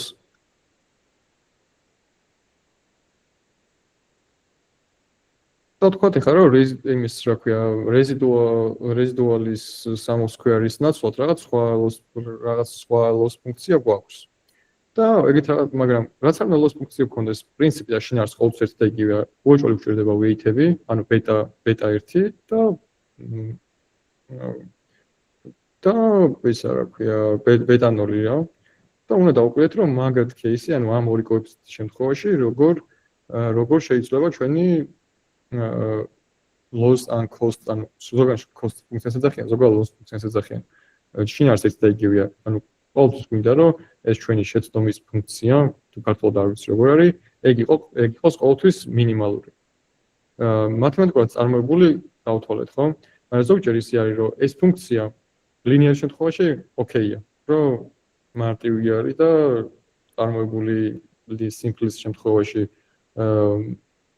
ესეთი ყვავის ფორმის ფუნქცია იყო და მაგის კიდეში თუ მიყვალ რაღაც slope-ი ნულისტული იქნება, ესე იგი არის მინიმალური პოინტი. მაგრამ თუ რაღაცა ესეთი უხეში ფორმა აქვს ჩვენ ფუნქციას, ანუ მრავალ ისეთი ის გვაქვს რა ქვია, ისეთი x-ები გვაქვს და ისეთი ფუნქცია მივიღეთ, რომელსაც ესეთი ფორმა აქვს. ნახეთ რაღაც loss ფუნქციას. მაგ შემთხვევაში უკვე რთულდება, იმიტომ რომ დაიწყებს, ჩვენ დავიწყებთ გაწარმოებას და ვნახავთ, სადღაც არის მინიმალური პოინტი, შეიძლება აღმოჩნდეს, რომ ეგ მინიმალური პოინტი სინდრომში არის ლოკალური მინიმუმი.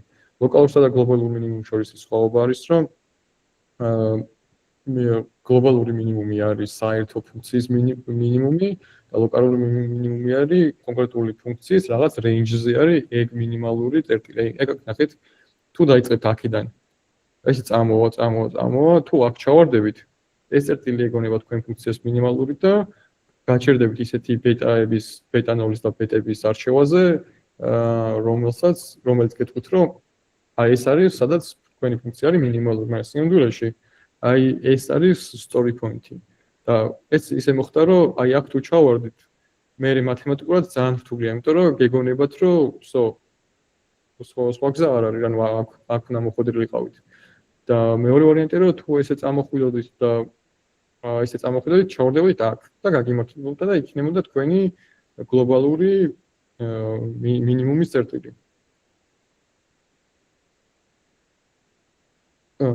მათემატიკაში გლობალური და ლოკალური მინიმუმი ხო კარგია თუ ძალიან ისეთ რაღაცას ყვები რაც პირველად გესმით. მოკლედ რაც მათემატიკაში სწავლობთ წარმოებულის დროს და ფუნქციის დროს და რის გამოც გამოიყენება თქვენი წარმოებული შინაარსი, მოკლედ ეგ არის. და კიდევ ერთხელ გავიხსენოთ წარმოებულის დროს slope-ი რაც უფრო დახრილია, ესე იგი მან აჩქარება არის უფრო დიდი და ჩამოდის და რაც უფრო 0 თუ არის, ესე იგი არის მინიმუმის წერტილი. ზოგჯერ შეიძლება ისეც მოხდეს, რომ აქ კი არ ჩამოვარდეთ, აქ კი არ ჩავარდეთ. ცუდი кейსი მოხდეს, რომ აი saddle points იძახიან აქ, აი უნდა გირა წერტილს, რომ ვერსად ვერ მიდის და არც მინიმუმია, არც ის არის, მოკლედ ეგ ყველაზე ცუდი кейსი არის ეგ. ახლა მათემატიკურად როგორ არის gradient descent-ის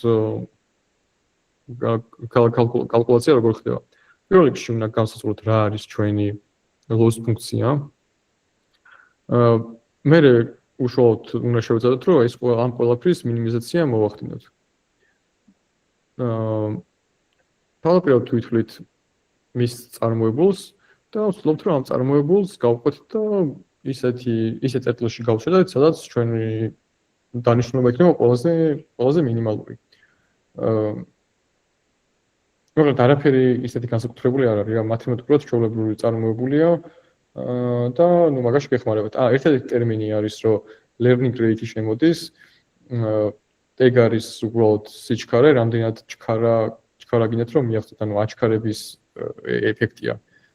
და იმის ნაცვლად რაღაც ძალიან დაკვირვებით იყოთ და რაც უფრო პატარა ნაბიჯები გადადგათ, თუ გირჩენიათ, რომ უფრო დიდი ნაბიჯები გადადგათ. ეს სინამდვილეში მარტო დროის მოგების მხრივ არ არის, უფრო არის იმისთვის, რომ თუ რაღაც დიდ ნაბიჯებს გადადგავთ, აქ თუ ჩავარდებით, დიდი ნაბიჯი გეხმარებათ იმაში, რომ მე აქ გადახდეთ. მაგრამ თუ პატარა ნაბიჯები გაქვთ, აქ თუ ჩავარდებით, ფიზიკურად აქ ვეღარ ამოძრებით.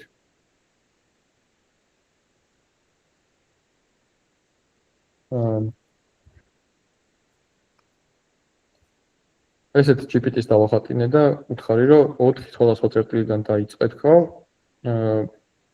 რანდომზე უნდა დაეწყო ბეტა კოეფიციენტების არჩევის მიხედვით და ინახა როგორ მიდიოდა loss ფუნქცია. და უნდა ნახოს რომელი არის ყველაზე კარგი. ნუ ეს ქვევით წერია იტერაციები. იტერაცია ნიშნავს, რომ რამდენჯერ უნდა ქნას მსგავსი ქცევა რამდენჯერ უნდა გააკეთოს. და მოკლედ რაც უფრო რუხი ფერი არის, ეგ ნიშნავს ეს რაც უფრო მუქი ეგ ნიშნავს სიღრმეს, რა ყველაზე ღრმა ნაწილი სადაც არის, ყველაზე გამჭვირვალე ნაწილი არის, ყველაზე მაღალი ნაწილი რაც არის. აი ამ სურათს რო აი ესე შეხედოთ და განვაზუმებ.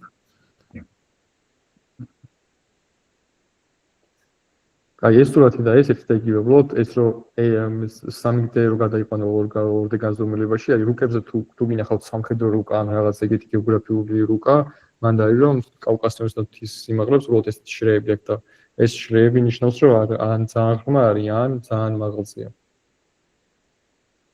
ახლა შევსწრებო რომ ჩავზუმო აქ, რომ კარგად დაინახოთ ეს.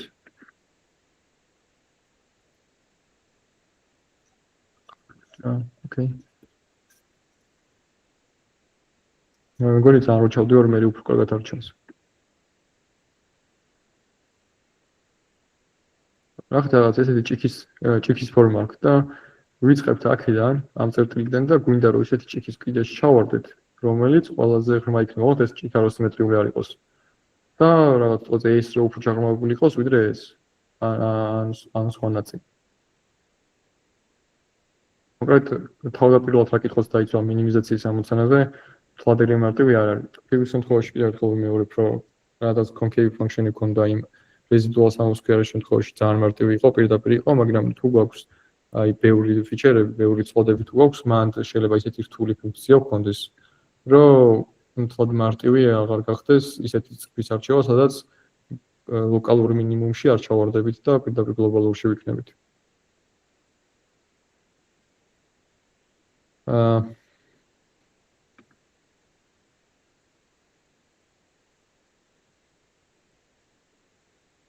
სწორედ მაგიტომ მოკლედ ეს gradient descent სხვადასხვა ფორმები აქვს. თლად მარტო ერთი ფორმის gradient descent-ი არ არსებობს.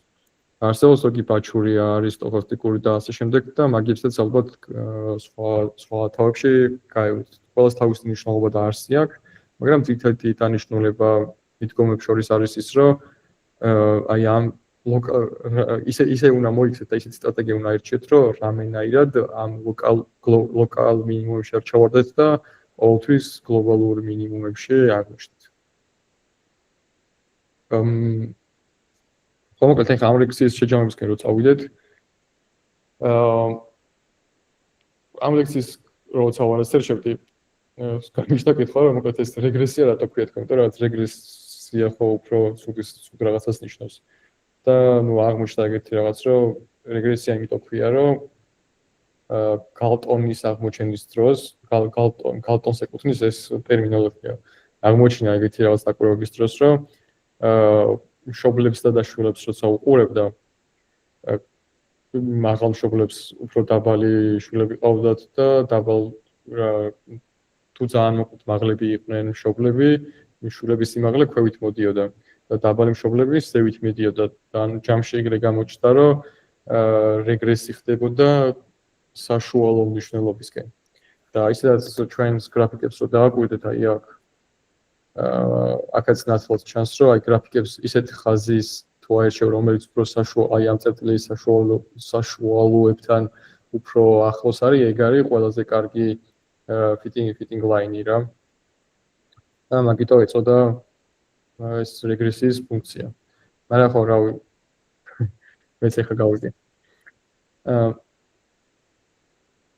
ჯამში მოკლედ დღევანდელ ლექციაზე რამე ინფორმაცია ქონდა მასწავლის სტატისტიკის ნაწილში, კერძოდ სტანდარტულ ერორზე, confidence interval-ზე და ასე შემდეგ, რეალურად ყველაფერი ეგ გამოყენებადი არის linear regression-ში. და მაგალითად, გარდა იმისა, რომ უყურებ რა ის კონკრეტული fitting line-ი, რომელიც არის best fit-ი, მაგის გარდა ჩვენი წერტილები როგორ არის ისე განლაგებული, რომ ჩვენი კოეფიციენტი ბეტა 0 და ბეტა 1 არჩევის დროს ჩვენი სტანდარტული ერორი და ასევე confidence interval-ი აი ეს ხაზები აღნიშნავს confidence intervals, ანუ წერტილები როგორ არის, რა range-ი არის მოქცეული. თუნდაც ის არც ქვია რომელიც კორელაციის კვადრატის კოეფიციენტის ტოლია და მოკლედ ჯამში ვთქვათ ფივი რეგრესია უფრო მეტად არის მას სტატისტიკური მოდელი, მაგრამ ისედაც სხვა machine learning-ის მოდელებსაც რო ისწავლით, ნახავთ, რომ სტატისტიკური ნაწილს სტატისტიკის მათემატიკის და computations, ანუ computer science-ის გაერთიანება ქმნის machine learning-ულ მოდელს. და მაგიტო უფრო მოკლედ პოპულარიზაცია გავზარდო პრერეკვიზიტების, რომ რაღაცნაირად мотиваცია გქონდეთ რატომ უნდა ისწავლოთ პრერეკვიზიტები კარგად. 1-2 წუთსაც თუ დამითმობთ, ერთ ამოცანას განახებთ. ისეთი არაფერი არის, რაც აქამდე ვილაპარაკე, მოკლედ ის მაქვს განხილული მოდელის, machine learning-ის მოდელის ჭრილში. თქვათ გვაქვს ისევ ესეთი მონაცემები და გვინდა რომ აქაც იგივენაირად რაც იდეალური ხაზი ვიპოვოთ. თქვათ რაღაც და ნებისმიერი მარტივი ტრეინინგის შემთხვევაში თქვათ დავატრენინგეთ და მივიღეთ ესეთი ხაზი.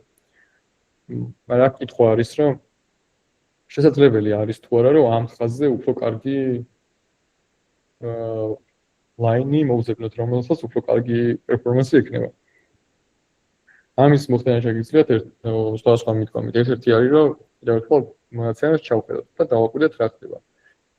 ეს არის საკმაოდ ფიურ რეგრესიებში და ზოგადად ისედაც ძალიან მნიშვნელოვანი ფლოტია, მაგრამ ეცადეთ, რომ დიდ მონაცემებზე არ გავუშვათ. იმიტომ რომ კომპიუტერი ვერ გაუძლებს და კერნელი გადაკითვითებათ.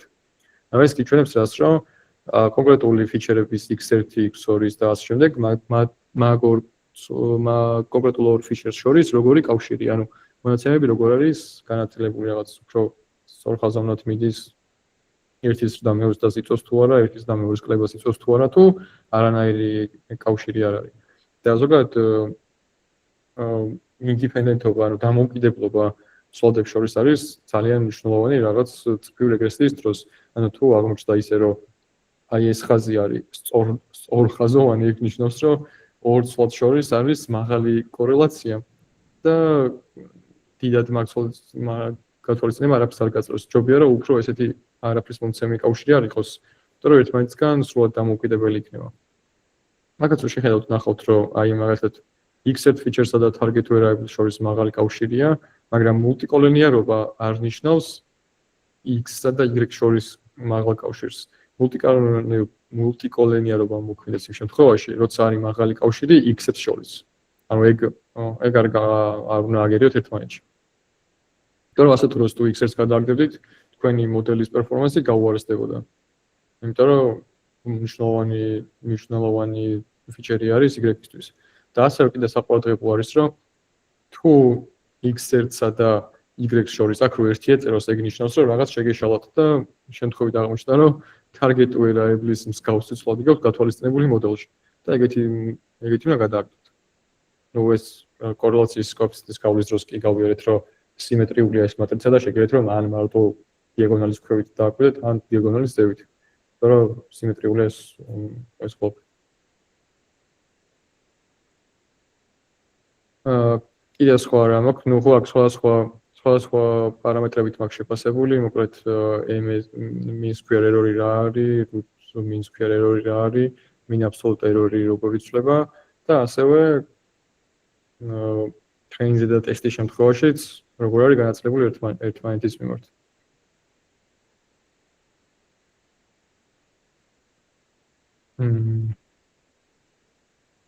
და კიდე მაქვს გრადიენტული დისენტი გამოყენებული და როგორც წინაზე თქვი, იგივენაირად არის, ანუ თავდაპირველად ვიღებთ რაღაც მნიშვნელობებს და ვაკურდებით ჩვენი cost ფუნქცია როგორ იცვლება და რამდენიმე იტერაციას ვაკეთებთ. და იტერაციისთან ერთად ჩვენი cost ფუნქცია გვიმცირდება.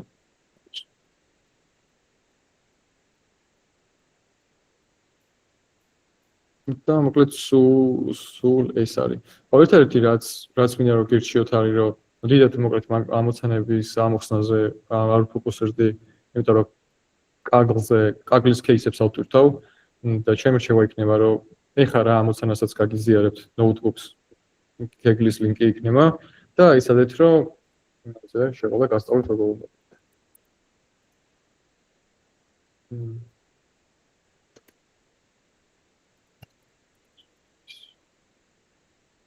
prediction. თქვა მაგალითად ეს რეგრესიის ამოცანა მოსახსნელი.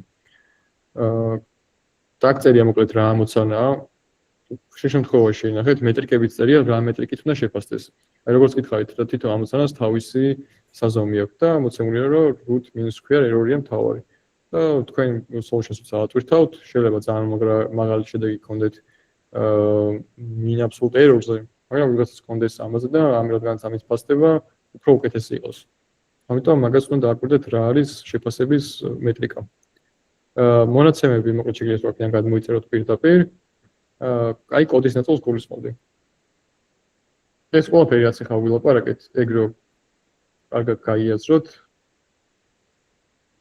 აი რაც აქ რეგრესიის baseline-ზე ამოხსნილი. აქ შეგიძლიათ რომ ყველაზე მეტი ვოუთები, რასაც აქ ყველაზე მეტი კომენტარები, ზოგადად ეგ ბიბლიოთეკები რო ყველაზე კარგი. აი ნახეთ, ამას აქვს ძალიან ბევრი кейსი. და სათაურებშიც ეცადეთ ხოლმე, რომ ეს რაღაც ავტოემელი აქ ამოხსნილი ვიღაცას ეს in არ ნიშნავს, რომ არში არის. ეცადეთ რომ Python-ში მოზემოთ ხოლმე. აი ვიღაც ზიგში ბუსტი აქვს, მაგრამ მოკლედ დასაწყისში რადგანაც ეხლა linear regressiაზე ვართ, ეცადეთ რომ linear regressies кейსები მოზემოთ ხოლმე. აი მახტობა აქ რა არის. აი linear regressia ეს არის.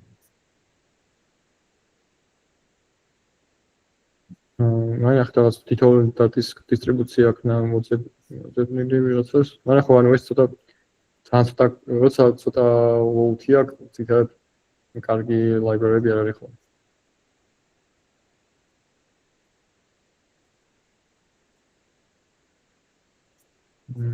ხო, ანუ ამას random forest-ი აქვს და ეს არ გამოგადგებოთ ახლა. მაგრამ თუ random forest-ი მიხოთ, მე შეგიძლიათ რომ გამოიყენოთ.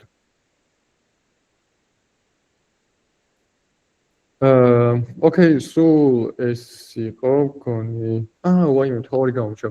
ეს არის ძალიან მაგარი საიტი, Google-ის machine learning-ის კურსებია, მაგრამ შინაარსობრივად დიდი განსხვავებული არაფერი არ წერია, უფრო კარგი ის აქვს, რომ სიმულაციები აქვს აწყობილი. და ჩვენ რაც გავიარეთ მაგალითად, აი თუ გვინდა რომ პრაქტიკულობიდან აინახეთ, ვიდეოში მთელი დღე ამაზე ვისაუბრეთ. კონკრეტული weight-ის და bias-ის ცვლილების დროს, beta 0-ის და beta 1-ის ცვლილების დროს, როგორ იცვლება error-ები. და აი gradient descent-იც ახსნილია კარგად. აი როცა learning rates შეცვლით, starts გავუშვებთ, როგორც ცდილობს, რომ მოკლედ learning rate ეს gradient descent-ის მუღამი არის, რომ რაც შეიძლება სწორი ხაზი იყოს, რამდენიმე iterაციის დროს. თუ ეს learning rate ძალიან დიდია, ძალიან დიდ ნაბიჯებს აკეთებს. თუ ძალიან პატარა, უფრო კარგია ხოლმე, მაგრამ მანდაც უნდა მოძებნოთ ის, რა ქვია, ოქროს შუალედი. იმიტომ რომ free lunch-ი არ არსებობს, რაღაც ეგეთი გამოთქმა არის და ძალიან ცხოვრებისეულია.